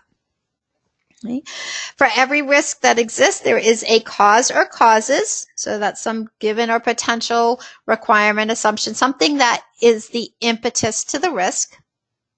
For every risk we identify, there is also an effect or effects, right? Some impact on our project constraints. We always want to know what the causes are. We also want to know what the effects are. A threat is a negative project risk. So they may call it a risk or they may call it a threat. An opportunity is a positive project risk. So again, they may call it a risk or they may call it an opportunity. So be very careful on the exam. If they just use the word risk, you have to read the scenario to know if they're talking about positive risk or negative risk. An issue is a realized negative risk. Means, yep, we had identified it as a risk. Now it's happened. So now it's an issue. And a benefit is a realized project opportunity. Okay, now it's a benefit. So we had identified it as a risk and now it's happened. So now it is a benefit. All right, lots of risk processes here. Most of them are in planning. Okay, because that's what we do for risk. So we plan risk management. We create the risk management plan that is going to be your most robust subsidiary plan. Again, we don't have time in this session to go into a ton of detail on that. So I strongly recommend that you review your risk management plan. Make sure you understand the components of a risk management plan. Of all the subsidiary plans, the risk management plan is one of the most critical to me, regardless of my project size or type. I always have a risk management plan and a communication plan. Those are kind of my two go-tos. Okay. It is the one that's the most specific from an exam perspective that they could ask you about as well. Then we do risk identification. We perform a qualitative risk analysis in order to prioritize. We potentially perform a quantitative risk analysis, which is where we quantify in terms of cost and schedule impact. And then we plan our risk responses. We decide what we're going to do, if we're going to do anything proactively for those risks. And that's where our planning process is. And then we implement the risk responses in executing, and then we monitor the risks and monitor and control. Okay, a couple of things I want to point out as we go through here. So first one, risk identification. It has to start as early in the project as possible, and it is ongoing. As project manager, you are always, always, always in risk identification mode. Okay, you are never not identifying risks. You're always looking for that uncertainty. So it's ongoing. It involves multiple participants. It can't just be you, the project manager, alone. You have to involve as many people as possible in that. It begins early, it's ongoing, it involves multiple people. Two key outputs. You have your risk register, which documents the risk with a description. That's going to get updated as we go through the risk processes. And then you might also do a risk report. So sources on the overall project risk, summary of your individual risks as well.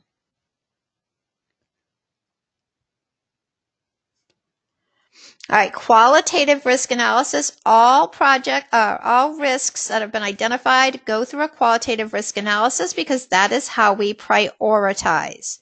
So it's a relatively quick and easy way to establish priorities. What we're going to be looking at is probability and impact. What is the probability of the risk event occurring, and what is the impact if it does? And we use a subjective scale that we had defined within our risk management plan. 1 to 5, 1 to 10, 1 to 3, whatever the case may be.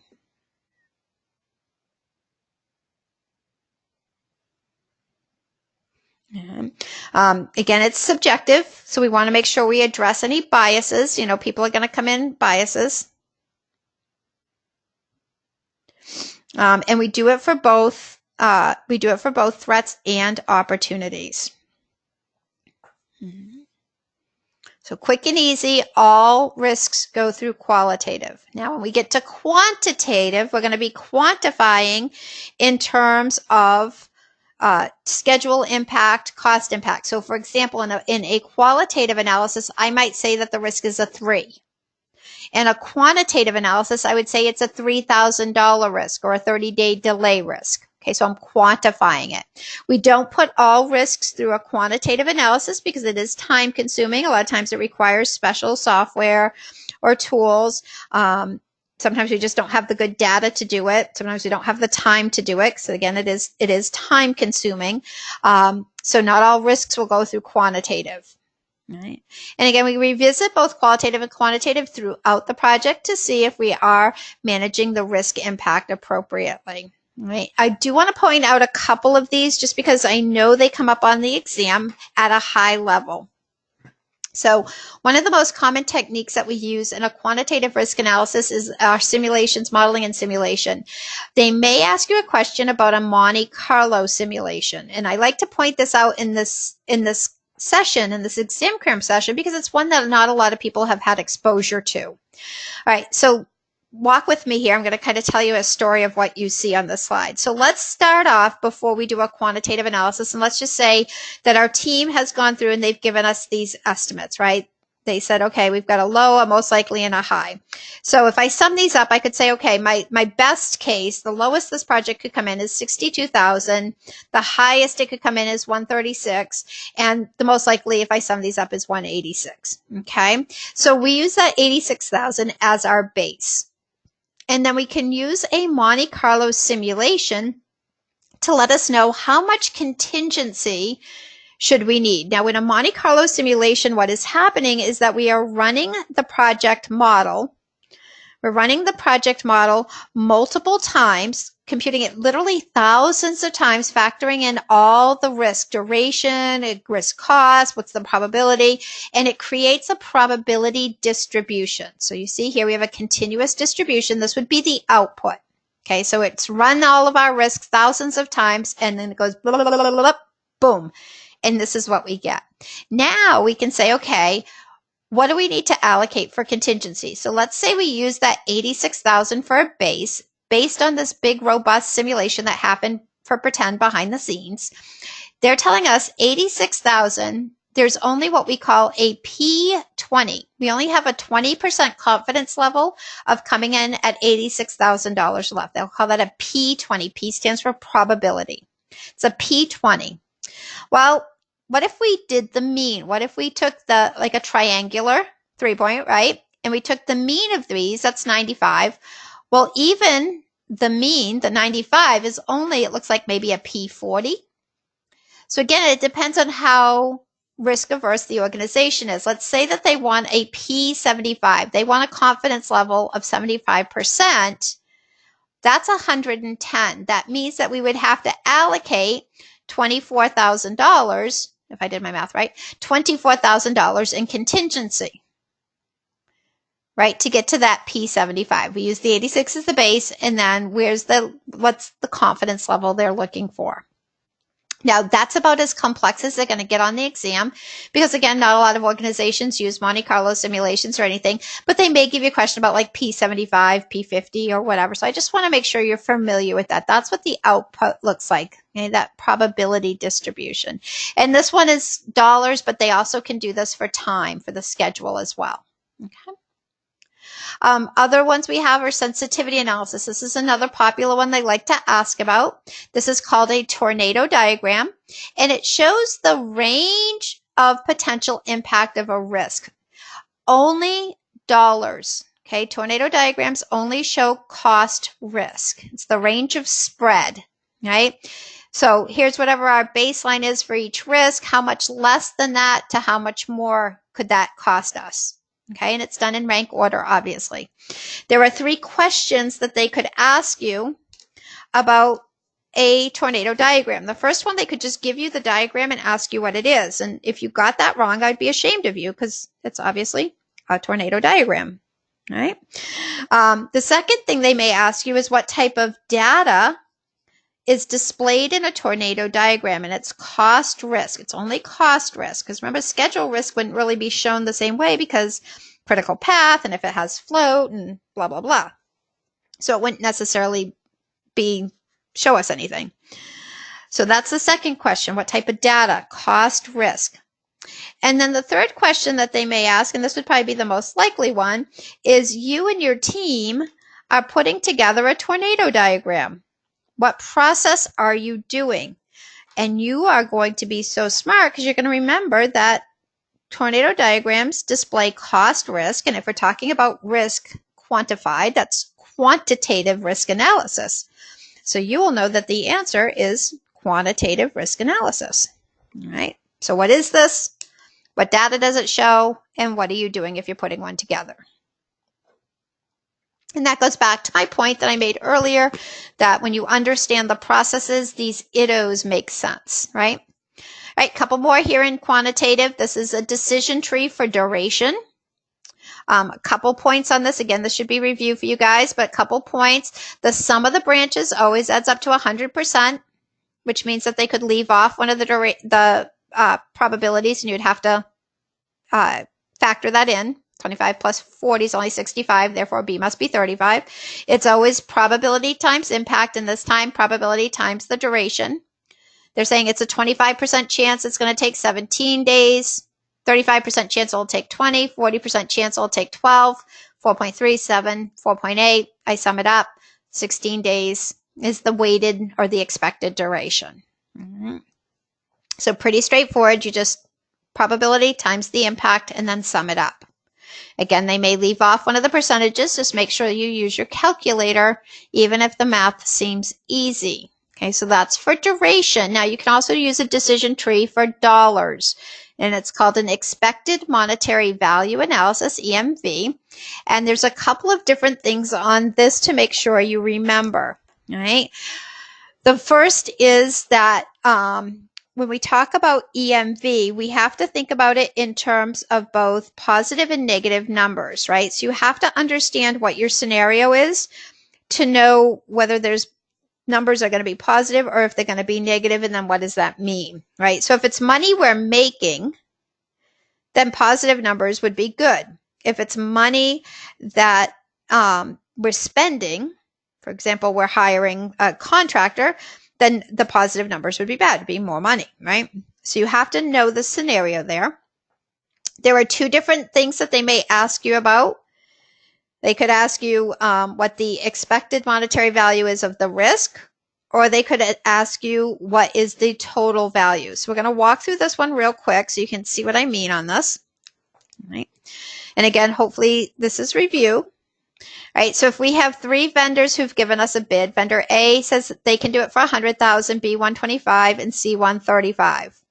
They're telling us, and they would give you this data on the question, they're telling us that there's a 70% probability vendor A is going to come in 80,000 over their bid, and 30% chance they're going to come in 15,000 under. The parentheses indicate negative. Notice my branches add up to 100%. 0.7 times 80 is 56. 0.3 times negative 15 is 45. When I sum my branches, that gives me the expected monetary value of the risk of working with vendor A of 51,500. For vendor B, they're saying it's a 50% probability they'll come in 70,000 over, 50% probability they'll come in 18,000 under, negative because it's money we're saving. 35 plus 9 is an EMV of 26. For vendor C, there's only a 20% chance they're going to come in over by 25,000. And an 80% chance they're going to come in 7,000 under. Now, this is one of those silly things, and this is the type of stuff you'll see on the exam that's like, okay, so none of these vendors are going to come in exactly on their bid, right? So 5,000 plus negative 56 gives me an EMV of negative 600. Because this is money I'm spending, I like the lower numbers. Right? So it's EMV. Now, if I want to get to total value, I have to add the EMV back to the initial estimate. So the total value for vendor A is now 151.5. Total value for vendor B is 151. And total value for vendor C is 134.4. Now, originally, vendor C looked like the most expensive, right? But now doing a total value and expected monetary value analysis, they actually look like the best option. So that's why we call it a decision tree, helps us make decisions. Now, obviously, garbage in, garbage out. You know, if you're going to use something like this, make sure your data is good. You know, where did you get these numbers from? From an exam, just be careful. They may ask EMV or they may ask you to calculate total value. Okay, so just be careful of that. All right. So again, this is one of those that I would anticipate you getting at least one question on this on the exam. You might get two. So make sure you're familiar with how to do that. All right. When we plan our risk responses, some more definitions here. So risk strategy would be some of our proactive strategies that we might do. These would be for our highest rated risks. For threats, we avoid, mitigate, or transfer. And for opportunities, we share, enhance, or exploit. We're going to talk about those in more detail in a second. For our yellow risks, we might do a contingent response strategy, a contingency plan, and if then. If this happens, then we'll do this. So that's called active risk acceptance. When you put away contingency time, contingency money, that's considered active risk acceptance. Okay. A trigger is a precursor event, indicates that a risk event has occurred or is about to occur. And if we're doing a contingent response strategy, we may want to monitor the triggers to know when to invoke it. A fallback plan is a plan B. This is the one of any of these that people mess up the most. Okay, fallback, plan B, be back.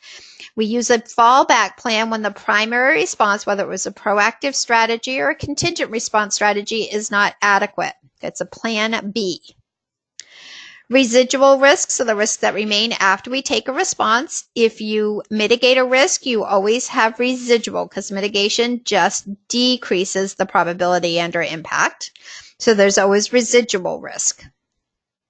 Secondary risk is a risk that arises as an outcome of implementing a risk response. It wouldn't have happened if I hadn't taken a certain response. And then a workaround is a response to a negative risk event that's occurred. So the need for workarounds would be identified in the monitor risks process because it's not planned in advance. I'll share a very quick funny one with you guys today. I was on my way out this morning because I did the Jingle Bell run today, a little 5K, community 5K this morning. And I get an email, a very troubling email on my phone from a gentleman who had ordered, ironically, one of our risk books, our RMP books. And he was quite surprised as he was going through this RMP book. And all of a sudden there were coloring pages within the RMP book. And we give the print files to Amazon. Amazon prints on demand. So we have no control of the printing when Amazon takes it. That's the only way we can sell our stuff, Amazon Prime. People think Amazon's great and wonderful. Let me just tell you, there are some issues with Amazon. So somehow Amazon had messed up the print file because our print file does not have coloring pages in it, and printed his risk book with all of these coloring cartoon pages in the midst of it. So thankfully, the gentleman was smart enough to contact us versus just writing a nasty Amazon review, sent me pictures of this, and I'm like, oh my goodness. So this is a workaround, right? I have a client that bought my book and they definitely got not what they expected.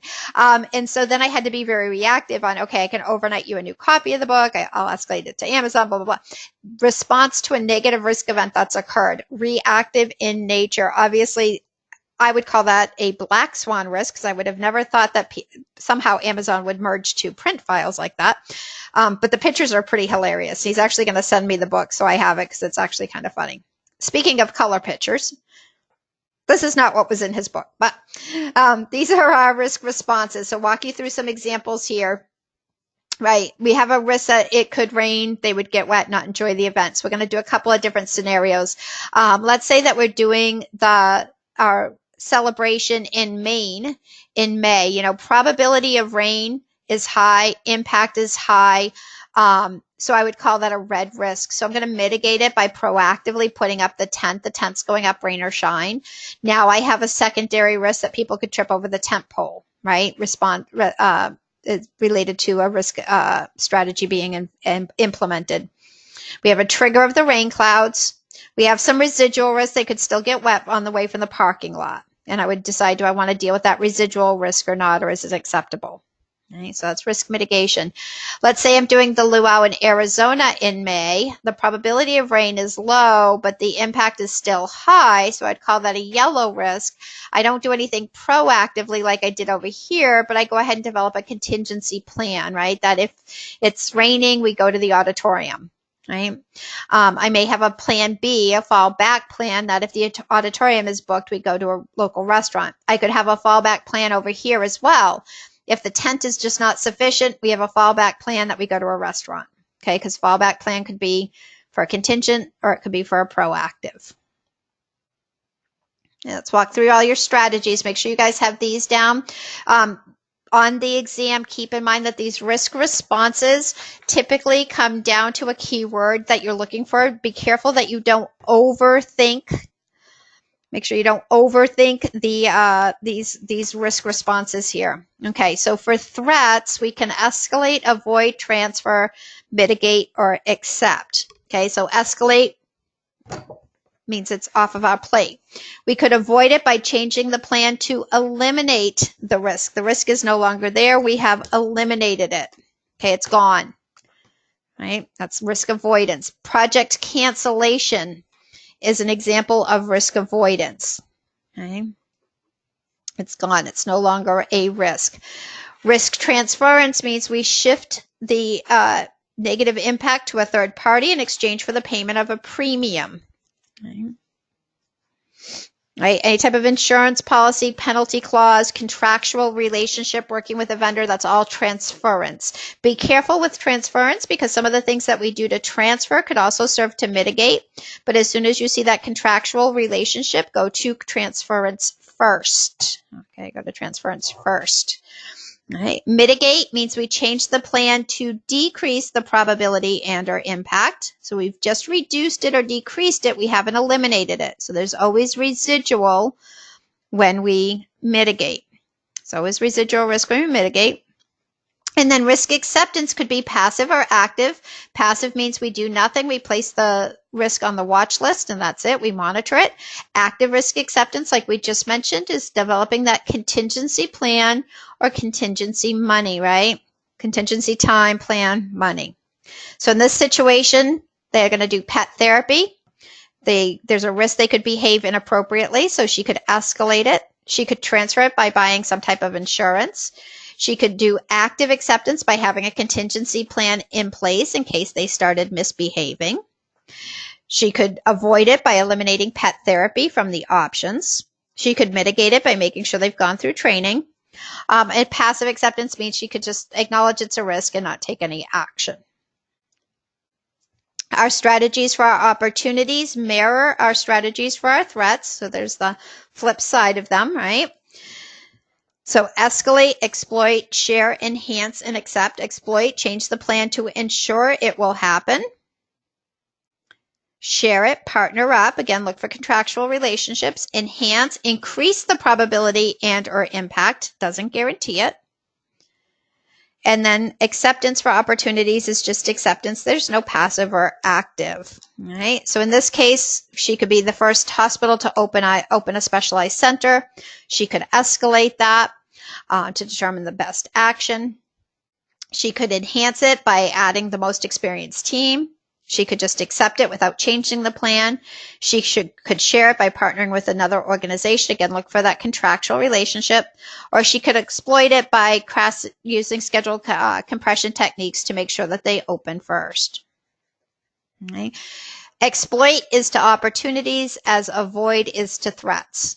Share is to opportunities as transfer is to threats. Enhance is to opportunities as mitigate is to threats. And acceptance is both, but it's only passive and active. Make sure you're solid on those. I would anticipate a couple questions on these different threats, or on these different response strategies. All right. Monitor risks. We're just controlling the risk, making sure that we've got everything going that we anticipate. Making sure that everything's happening. This is the process where we would determine the need for the workarounds. This is where we'd be monitoring our trigger conditions, we'd be checking our risk response strategies, making sure that we are managing the risk appropriately. We're looking at those assumptions to make sure that they're still valid. We're looking for any risk trends. Again, that can alert us. We talked earlier about that trend analysis, right? Any trends to see how we're doing with our performance. Theoretically, a project is a risk declining model. So theoretically, the risk should be reducing as we go. We're looking at our policies and procedures and then modifying those contingency reserves in alignment with the risk of the project. So as we go through, we do that reserve analysis, right? Reserve analysis is part of your professional responsibilities as a project manager. If your project is getting less risky, theoretically, you should be reducing the contingency that you have. And if there are contingency dollars that are allocated, you would want to be reallocating those back to the organization, right, if that realized risk hasn't occurred. Not that we ever have extra contingency, but just in case. All right, communication processes, pretty straightforward, so I'm not going to spend time on these. We plan communications. Again, that communication management plan is one of the most critical. I mentioned that. Want to have a good communication plan, be revisiting it to make sure it is effective and accurate. We manage our communications and we monitor them. So we're just always validating, making sure that the communications are effective. People are getting the information that they need. All right, procurement. All right, if we're purchasing any products or services from outside the organization, that's where we would use those procurement processes. Obviously, anytime we talk procurements, that's legal binding stuff. So we just want to make sure that we are following our organization's procedures, making sure that we understand the implications of the terms and conditions of any agreements we have. Those could be purchase orders, contracts, memoranda of agreement, memoranda of understanding, SLAs. Assumption on the exam is that you as the project manager do not have procurement authority, meaning that you cannot contractually bind the organization. And although you have no authority, you do typically have the responsibility, right? Making sure that you're doing what you're supposed to on your end of the project and they're doing what they're supposed to on their side of the project or of the contract. Right. So you just want to follow your organization's procedures. We know that they're legal and binding. We want to make sure that the deliverables are very clearly called out, what we expect the deliverables to be. Remember, and this is an exam question that they'll give you, any agreements that you've made that are not in the contract are unenforceable. So they're going to give you a scenario question where they say you and the vendor agreed to do XYZ. At the end of the project, they didn't do it and they're refusing to deliver or something. Well, if it's not in the contract and it hasn't gone through contract change control, then it's not legal and binding. Okay. Obviously, international relationships are a consideration because internationally, the laws can be very different. And so what's enforceable in some countries might not be, or what we can enforce here, we might not be able to enforce in other countries. Okay. Our contract types fall into 3 categories. We have fixed price. They may also call those lump sum. We have cost reimbursable. And we have our time and materials. We're going to walk through these. This is a section I spend a little bit of time on too because I want to make sure you're good for the exam. I would anticipate quite a few questions on the contract types and on procurements. All right. So I'll start with our fixed price contracts. Involves a fixed total price for the product or the service. The risk in a fixed price contract is on the seller. Okay, they're going to ask you that on the exam. I can almost guarantee it. The risk in a fixed price contract is on the seller, right? Because if something costs more than they anticipated or whatever, they're the ones that are going to have to eat it because as the buyer, remember we're always the buyer in these contracts, right? As the buyer, we're just paying one price, right? So the risk is on the seller. So that means that we, as the buyer, are going to prefer fixed price contracts, right? We're going to prefer fixed price contracts. The problem with that is that in a lot of project work, we may not have a clearly defined scope yet for that vendor. Okay, if we do not have a clearly defined scope, we cannot enter into a fixed price contract. Okay, if the scope is not clearly defined, we cannot do a fixed price contract. Okay, so even though we prefer them, doesn't mean that it's always feasible. The seller's profit in a fixed price contract is not known to us typically, right? Because we're just paying one set price, right? There may be some incentives for meeting or exceeding project objectives. So there's 3 types. We're going to walk through these: firm fixed price incentive fee, and fixed price with economic price adjustment. So first one is the one that's most straightforward, firm fixed price. I'm going to give you this, you're going to pay me that, boom, we're done. Okay, this is our most commonly used type. All right, favored because the price is set. We know what we're paying. They know what they're getting. Life is good. All right. Any cost increases due to adverse performance would be the responsibility of that seller. Nice and straightforward. It is what it is.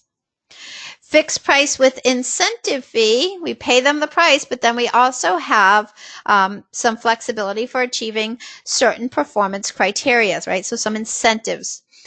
Price ceiling is set, so they can't go too crazy with this. I love this example. Contract states that the instructor will receive $2,000 to facilitate the course, so that's a fixed fee. In addition, the company will pay the instructor an extra $500 for each student that successfully completes the PMP exam. Notice they don't say pass, they just say successfully completes, right? That's where we want to be specific with our criteria, right?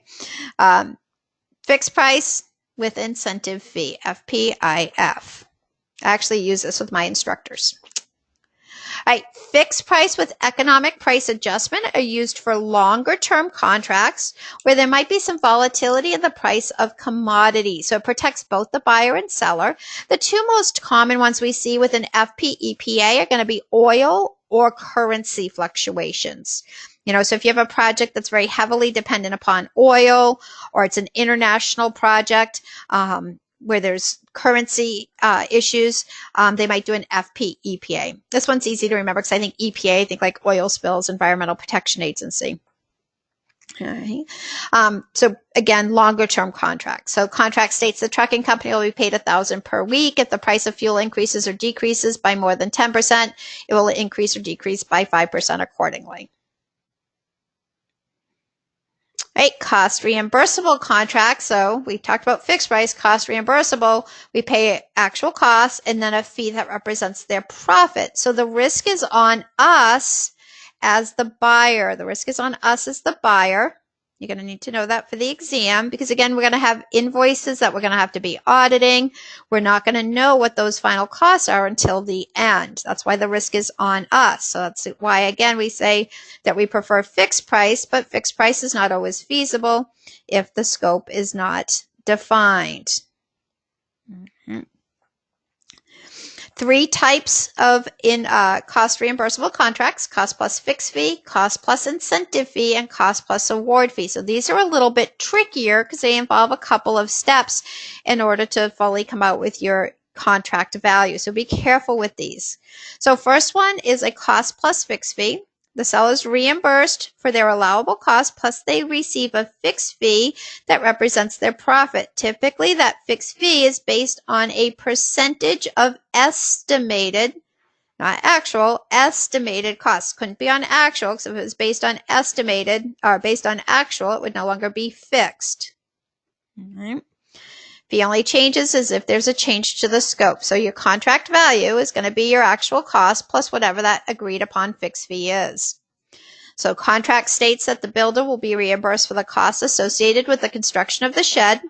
They've estimated those costs to be $10,000. They get a fixed fee equal to 50% of the estimated, so that $5,000 is fixed. No matter what their final costs are, they get the cost plus the $5,000. So if the final costs are 18, they get the 18 plus the 5.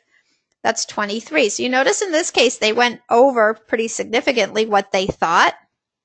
Right? They went over pretty significantly what they estimated. And that kind of cost them because if they wanted a 50% profit, they certainly didn't get it in this case. Okay, so the 5,000 stays fixed. Cost plus incentive fee. This is probably the most challenging of all of them. There's a couple of different pieces to CPIF. Okay, they're reimbursed for their allowable costs. They get an incentive based on achieving performance objectives. And we talked about that with the fixed price incentive fee. Right? But what makes a CPIF different is that there's also a buyer-seller split potentially. Okay, a buyer-seller split. B buyer, S seller, buyer, seller. The first number is always the buyer. The second number is always the seller. Okay. CPIF. If the question talks about a contract that has a buyer-seller split, it is always a CPIF. However, you can have a CPIF without a buyer-seller split. Okay. So let me say that one more time. If they have a buyer-seller split in it, you know it's a CPIF.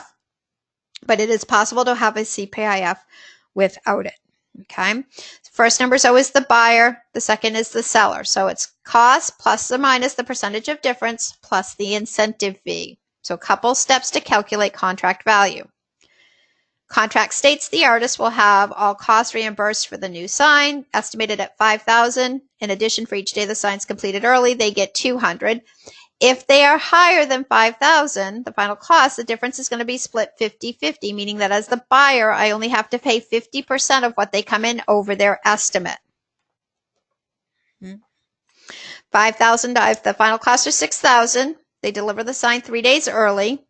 They get $5,000. That's 100% of the estimate, but only 50% of what they came in over. They came in $1,000 over, so they only get $500 of that.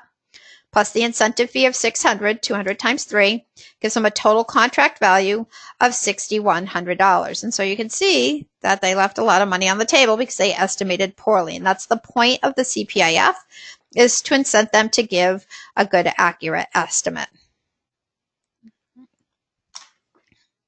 And then cost plus award fee. If you've ever gone out to dinner at a sit-down restaurant, you've entered into an implied cost plus award fee contract. Sellers reimbursed for allowable costs, and then the fee is just earned based on subjective performance criteria. So you have to pay for any food or drink that you order, but any type of gratuity that you give to the server would be based on your perspective of how well they did, right? They can't sue you if you don't tip them. And that's basically a cost plus award fee contract, very rarely used. So if you think this is an answer to a question, just make sure you're reading the question carefully, because most vendors are not going to enter into a CPIF contract, right? Where they're just getting their costs reimbursed. They may not make any money.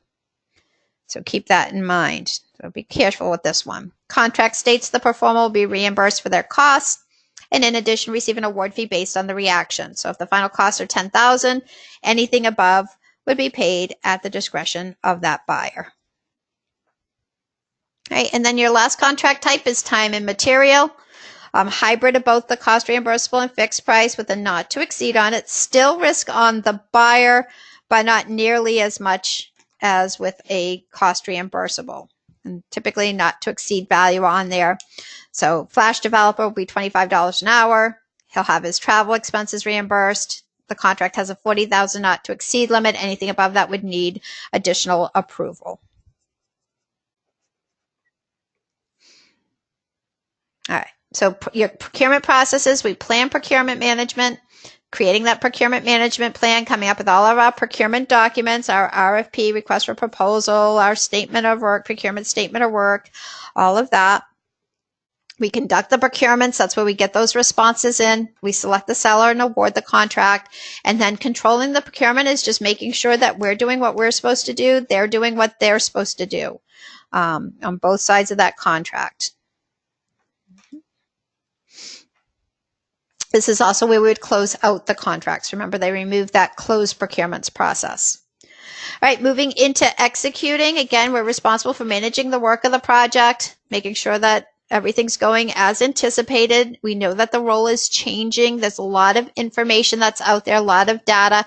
We're seeing a shift from being technical to being more strategic. A lot of things that were previously owned by the sponsor or the PMO are now coming on to the responsibility of the project manager. And as I mentioned at the start of our session today, we're seeing a lot of hybrid methodologies coming out now, or hybrid approaches, I should say. Executing processes, direct and manage work. That's the big integration process, creating our deliverables. We manage our project knowledge, creating our lessons learned. We perform integrated change control. We manage our stakeholder engagement, and then we monitor it. All right. Key output, one of the key outputs of direct and managed project work will be our deliverables. This is a sequence you need to know. Make sure you've got this one down. Okay, deliverables are an output of direct and managed project work. They are an input to control quality where we're going to check them, right? We're going to check them for correctness, which is where they become a verified deliverable. That verified deliverable is going to be an input to the validate scope process where we give it to the customer for acceptance. The customer or requesting party for acceptance, it becomes an accepted deliverable. So the journey of a deliverable. It's a deliverable, Then it's a verified deliverable, means it's come through QC. And then it's an accepted deliverable, means it's gone through scope validation. Okay, so that's a sequence you want to know. They could ask a bunch of questions just about that. Okay, we always check it internally before we give it to the customer and validate scope. The other key output from direct and managed project work is our work performance data. Okay, work performance data, that's the raw data. Remember, we said that that's a common input because the data is going to be an input to the monitor and control processes where it's going to get analyzed and it's going to become information. Okay, data becomes information, and then that information is what we use to create our work performance reports. Okay, work performance reports. Right. The easiest way to remember that sequence, data to information to reports, is alphabetical order. Okay. Data becomes information, becomes reports. Right. Data is raw, information is analyzed. Reports are communicated. The other key output out of direct and managed project work is going to be our issue log, right? Managing issues as we go, making sure we have clear points of who's assigned to it, what the description of the issue is, what was the resolution. Right, managing our project knowledge means we manage both our explicit and our tacit knowledge. Explicit knowledge would be knowledge that we can convey easily in words. So when we do a lessons learned document, that's considered codified explicit knowledge.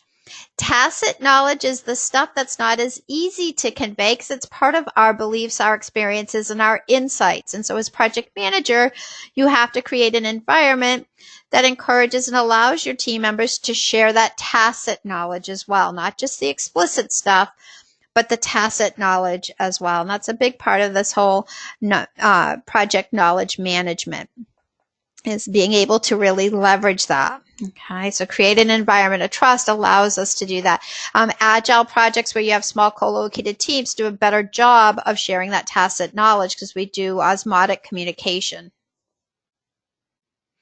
Right, change control we've talked about a little bit, but that's performed from inception through to completion. This is where this change control board evaluates the change request, determines what is going to be implemented. It is possible that you might have multiple levels of approval needed for your change request. So after the CCB, it might go to the customer or sponsor as well. And we already talked about the different types of change requests. All right, controlling the project, we monitor and control project work. That's our integration process. That's where we create those work performance reports we just mentioned.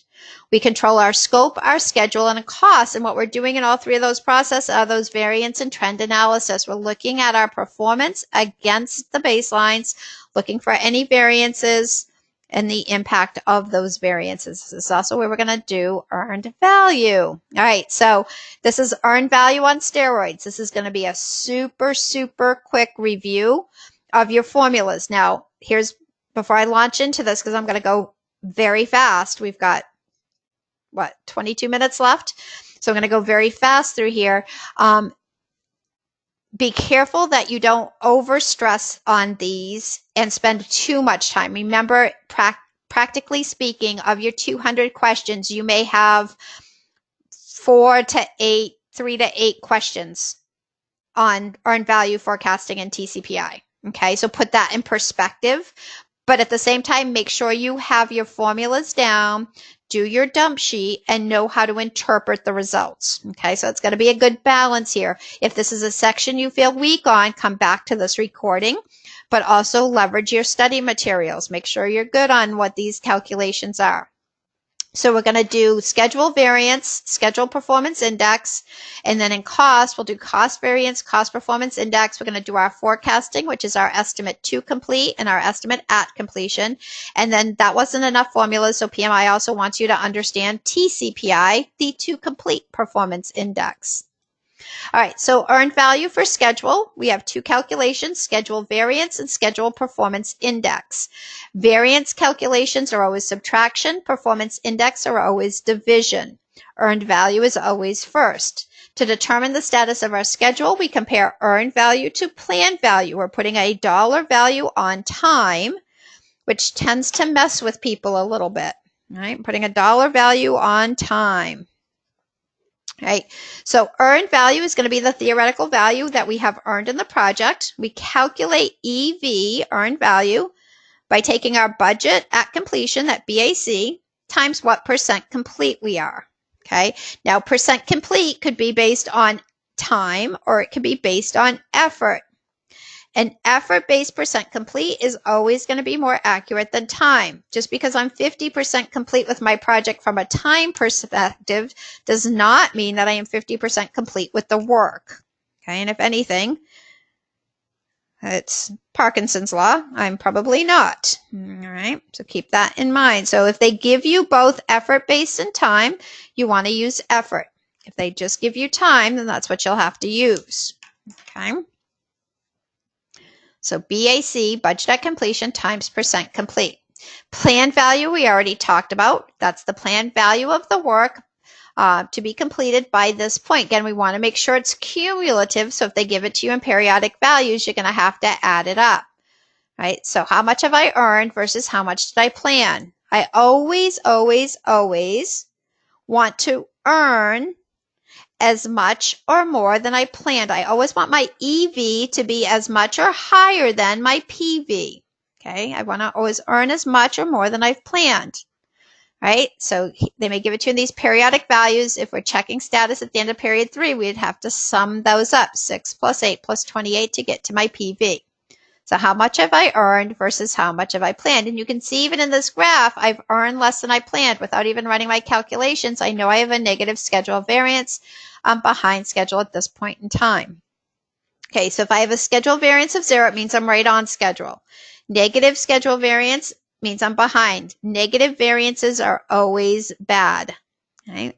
And again, these are point in time equations, so who knows? My team could get super productive tomorrow and all of a sudden it looks different. A positive schedule variance means I'm ahead. Schedule performance index, earned value divided by planned value.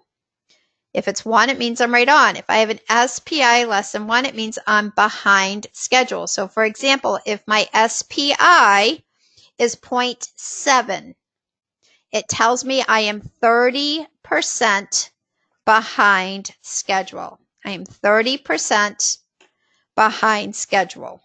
Okay.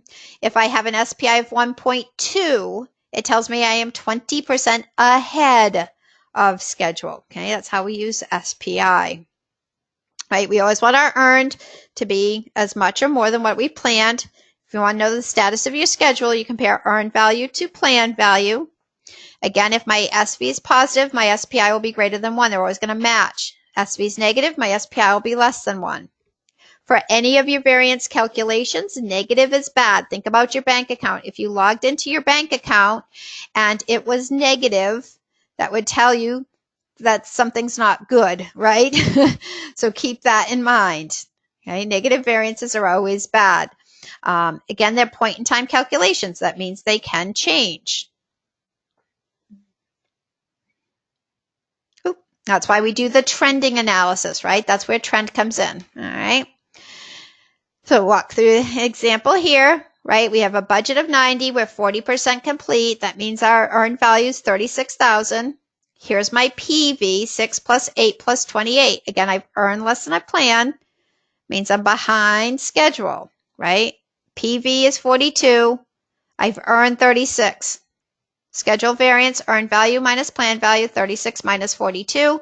Negative $6,000 schedule variance. SPI is 36,000 divided by 42. My SPI is 0.86. I am 14% behind schedule. All right. So planned value, the amount of money budgeted between the start date and the status date, budget at completion, total amount allocated, earned value, budget at completion times percent complete, schedule variance, earned value minus planned value, schedule performance index, earned value divided by planned value. Cost management, we're going to take that same earned value and now we're going to compare it to actual costs, so what we've spent. So they may use phrases like invoice to date, paid to date, billed to date. Again, want to make sure it's cumulative. Right, so we may have to add it up. Just like with schedule variance, we want to make sure that we've earned more than we've spent. Right? Earned value minus actual cost. cost performance index, earned value divided by actual costs. Again, negative variance, bad. If you have a negative cost variance, it means you are over budget. All right, so again, they're always going to align. If my CV is positive, my CPI will be greater than 1. If I have a CPI of 1.4, it means I'm 40% under budget. If I have a CPI of 0.6, it means I'm 40% over budget. Again, negative variances, always bad. All right, so here's that same thing, right? The budget's 90, 60% complete. I've got an earned value of $54,000. Here's what I've spent to get $54,000 worth of work done, 6 plus the 7 plus the 25. So I spent 38 to get $54,000 worth of work. That sounds pretty good. 54 minus 38, I have a cost variance of 16,000. My cost performance index is 1.42. Right, so I am 42% under budget. All right, so actual cost, what I've spent, cost variance, earned value minus actual cost, cost performance index, earned value divided by actual cost. They may give you a diagram like this. If they do, they may ask you what the status of the project is. You always want to look at your earned value. Status of my schedule, earned value compared to planned value. Status of my budget, earned value compared to actual cost. Do not try to compare these two because they don't tell you anything, right? Because it doesn't factor in how much of the work is actually done. Just because I've spent less than I planned doesn't mean that I'm under budget or ahead of schedule. This might mean I didn't get as much work done as I thought. You always want your earned value to be as much or greater than your cost. All right, forecasting, there's 2 different forecasts. We have the estimate to complete, ETC, that's what's remaining.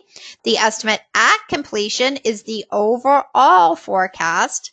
And then variance at completion is the difference between the budget and the forecast, the EAC.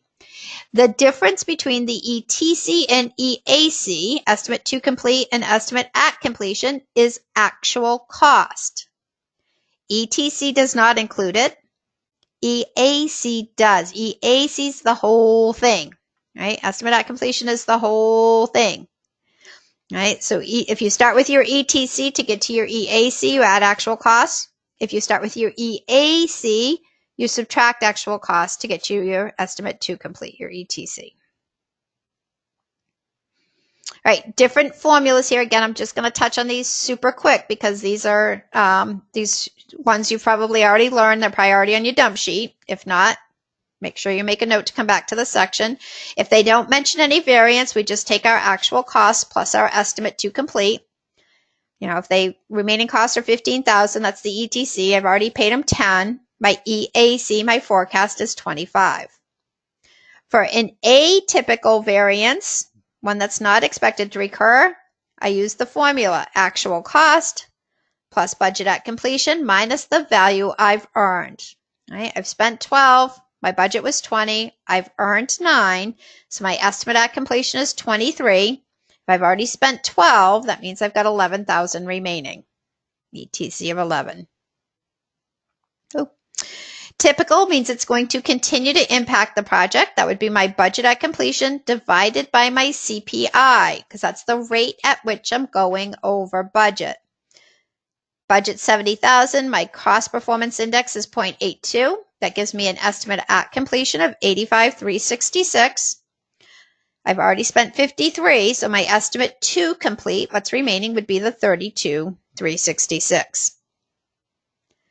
And then if we want to look at both schedule and cost, right, then you can take this big, long, horrible formula. Have fun memorizing this one, right? Actual cost plus the BAC minus EV divided by the CPI times the SPI. Always start inside the parentheses first and work out. Right? So if I run all those numbers, it gives me an estimate at completion of 384, 118. I've already spent 90. So my estimate to complete would be 294, 118. So 4 different formulas there. And then variance at completion, I take my budget minus my forecast. If I have a negative variance at completion, it means I'm going to exceed my budget. All right, so I give you a little hint here, a little decision tree. When you're doing any of these forecasting formulas, do they mention a variance? If no, I do my straight up, what I call the bottom up, actual cost plus ETC. If they mention a variance, I have to see if it's typical or atypical. If it's atypical, I use the AC plus the BAC minus EV. If it's typical, I do the budget at completion divided by the CPI. And again, put it into perspective, you may have one forecasting question on your exam. All right, last one here is TCPI, work remaining to money remaining. When we talk about the work remaining, we take our budget at completion minus our earned value, right? So how much money do I have? How much value have I already earned? That will tell me theoretically how much work is left. That's the first half of the equation. The second half of the equation is going to be the money remaining. And there's two different ways we can do that. We can either we can compare it to the budget or to the forecast. Okay. So if we're going to manage to the budget, we take our budget at completion minus our actual cost, what we've already spent. If we're going to manage to the forecast, we take our estimate at completion minus our actual cost. That will tell us our ETC, right? What's remaining. The TCPI is the opposite interpretation of your SPI and CPI. SPI and CPI, when it was greater than 1, that was good. For TCPI, if it's greater than 1, it means that we have more work than money. If it's less than 1, we have less work than money. Mm-hmm. I would say about 1 in 4 students of mine get a TCPI question. So about 25% of you might get a TCPI question. It's enough of a chance that I would put it on your dump sheet. Okay. Budget at completion minus earned value divided by budget at completion minus actual cost to compare it to the budget. Budget at completion minus earned value divided by estimate at completion times minus actual cost. So again, if it's greater than 1, that's bad. It means 1.3, 30% more work than money. So put both of those formulas on your dump sheet. So here's your recommended dump sheet. This is the minimum, right? Here's all of your formulas. I encourage you to put some type of interpretation on there as well. And then your 3-point formulas, and then there's your standard diagramming notation for critical path. There are other things you may want to add. Certainly do so. This is what I would consider the minimum. Just be careful that you don't do too many, because remember, any time that you're doing your dump sheet is coming off of your clock time. You used to be able to do your dump sheet during your tutorial time, your 15 minutes, and they don't let you do that anymore. So don't go too crazy with your dump sheet. But at a minimum, have your formulas down. You'll probably look at this 3 or 4 times during your test. That's it. Okay. All right, last 2 processes. We validate our scope. This is where we get that customer acceptance on our deliverables, right? The verified deliverables come in. Accepted deliverables are the output. And then close project or phase, just making sure we're doing all of the administrative closure, capturing those lessons learned, doing our final project report, making sure that everything's signed, sealed, delivered. You cannot close your project until all your procurements are closed. You cannot close your project until all of your project requirements are done. Mm-hmm. Final outputs, we have our final product, service, or result transition. So that handover of what it was we were chartered to deliver. And we have our final report on our project, letting us know where we're at with our scope, schedule, quality, cost objectives, how was the final product, service, or result received, and any other type of key accomplishments and key lessons learned. All right. Whew. That's a lot. We've got 6 minutes for Q&A. Now let me, as you're going through and teeing up your questions in the chat window, I want you to get them teed up in there. I want to kind of talk through a couple of things. I want to make sure that you guys know what you're going to be getting. I have seen conflicting information about those what do you do next questions if something comes up on your project. Some say your first move is always to talk to the resource or stakeholder to get more info, where others say paperwork is always first. Create change request, update issue log. In your experience, what is PMI's preferred way? I am so happy you asked that question, because this is one of my golden rules that I had not mentioned in this session up to this point. 9 times out of 10, when you get a what do you do first question, or what do you do next, or what's the best thing, the first thing you do is you go to your plan. Okay, you check your plan to see how you were supposed to handle the situation. Remember, PMI's assumption and expectation is that you all have project management plans. So the first thing you do is go to your plan. Let me give you an example. You have a key stakeholder who has requested changes to the status report template. What's the first thing you do? The very first thing I want to do is I want to check my communication plan, because my communication plan could say, must use the standard template, no changes allowed. I don't want to waste my time or the stakeholders' time going back and forth having a conversation.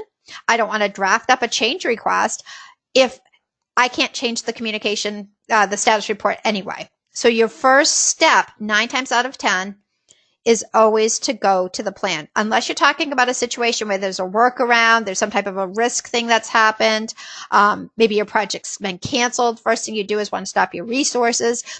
Generally speaking, 9 times out of 10, first thing you want to do is you want to check that plan.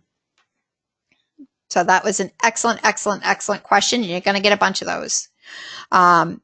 Certainly before you would go to the change control board, before you would escalate to the sponsor or anything like that, you would want to make sure you've done your due diligence as far as getting any information. So if check the plan isn't on there as one of the options, the first step is do your due diligence. So that may involve that conversation. You don't want to be throwing something into a change request or an issue log if you don't have all the details. So I think that's where that kind of spin on it is coming from. Excellent question. Thank you, Allison. The owner of the work package is called the work package owner. That could be you as the project manager. It could be any of your team members. They may not be the ones that are doing the actual work of the work package, but they are the ones that are responsible for giving you the estimate, for breaking the work down into the activities, and for controlling it, right? Managing it, monitoring it, giving you the estimates. Yep. And it could be you as a project manager. Some of them you may own. Some of them may be owned by the team members. Yep. And they're called the work package owner. And like I say, they may not be the ones directly doing the work of the work package, but they are providing the oversight.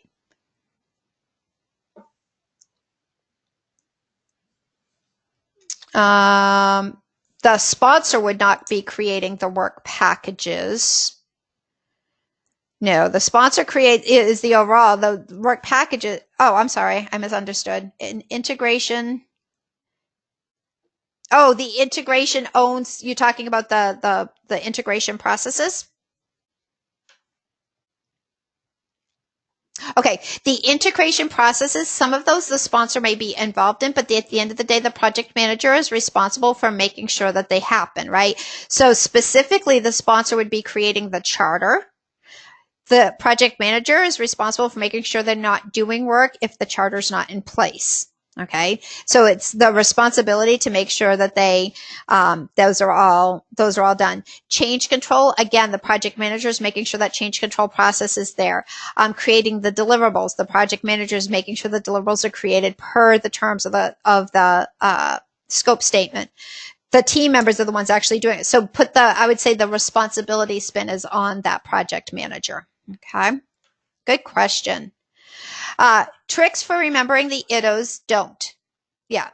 So there's my trick. Know your 49 processes. Be able to convey the objective behind the 49 processes, and know your key outputs. Again, I'm going to send you that key output sheet to help you practice those. Those would be the ones I would practice. But if you're spending lots of time memorizing IDOs, it's going to really backfire on you on the exam, because your head's going to be full of lists of stuff and you're not going to understand how they relate. On the PMP exam, it's a very, very small percentage of what I call IDO questions, and typically they're related to either techniques or around those key outputs. Okay, so just be cautious of that. So don't focus more on the process versus the IDOs, if that makes sense. Yep, you got it. Great question. Excellent question. Level that you are allowed to break down a work package, 6 or 8 levels per PMI, or it's as much as needed. Yep.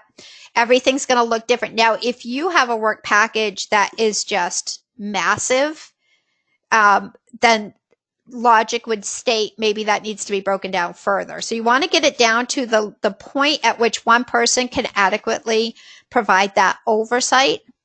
that they can control it and they can estimate it. So that's really where it comes down to. Standard deviation is no longer on the test, Tamara. Standard deviation's been off the test for years. Yep, let's go through the work package one. Good question. I love these. You guys are doing awesome. I love questions. Questions are good. All right, so on the work package, so what happens? Let's do an example, Kelly, real quick here. On my WBS, right? Let's say I'm flipping a house. And one of the aspects of flipping the house is going to be let me do it over here, landscaping, right? Exterior, we'll call it, right? Exterior. So then I'm going to say, okay, well, within that, I've got maybe backyard and I've got front yard, right? And then I can say, well, in the backyard, I'm going to have the lawn. I'm going to have a pool. And I'm going to have hardscape, pavers or whatever. So this could be, so my work package would be lawn, right? So that's my work package is lawn. Now under lawn, I would have a work package owner. So Kelly, let's say you're my work package owner over lawn. That's the work package. When you go over to the schedule, you're going to break that out into the activities. And one's going to be grading, and then it's going to be seeding, and one's going to be installing the sprinkler system, right? So maybe there's 3 or 4 activities within lawn. Okay, so that's what your work package is, right? And then pool, again, pool would have however many activities within it to create the pool. All right. Does that help, Kelly, on that one? Yep. So the parent for the lawn work package would be backyard, and backyard would be under landscape or exterior. Yeah, and it's whatever makes sense for your project, right? It's how do you want to break your project work down logically? I opened a restaurant. We did a big renovation, and I had it broken down by kitchen, dining room, ice cream parlor, bar, exterior, and then administrative / legal. Yeah, the parent would be the overall project, right? And then it would go down to landscape, and then under landscape it'd be backyard. And again, it just depends on how many levels you go down. Yep, just depends on how many levels you go down. Excellent questions. And like I say, please feel free to reach out to me if you start going through and you start reviewing things and you're like, I don't think I quite get this. Reach out to me and I'm happy to answer any questions. This is what I do day in, day out. So I love this stuff. And like I say, I love my students being successful. So I am happy to help. Yep. So landscape is the overall landscape exterior. Right? So we'll call it landscape / exterior. And then under landscape exterior, you would have backyard and you would have front yard. And then under backyard, that's where you'd have lawn. So it'd be hierarchical like that. The overall is exterior. Next level down would be backyard. Next level down would be landscape. Or lawn, sorry. Oh, you're welcome.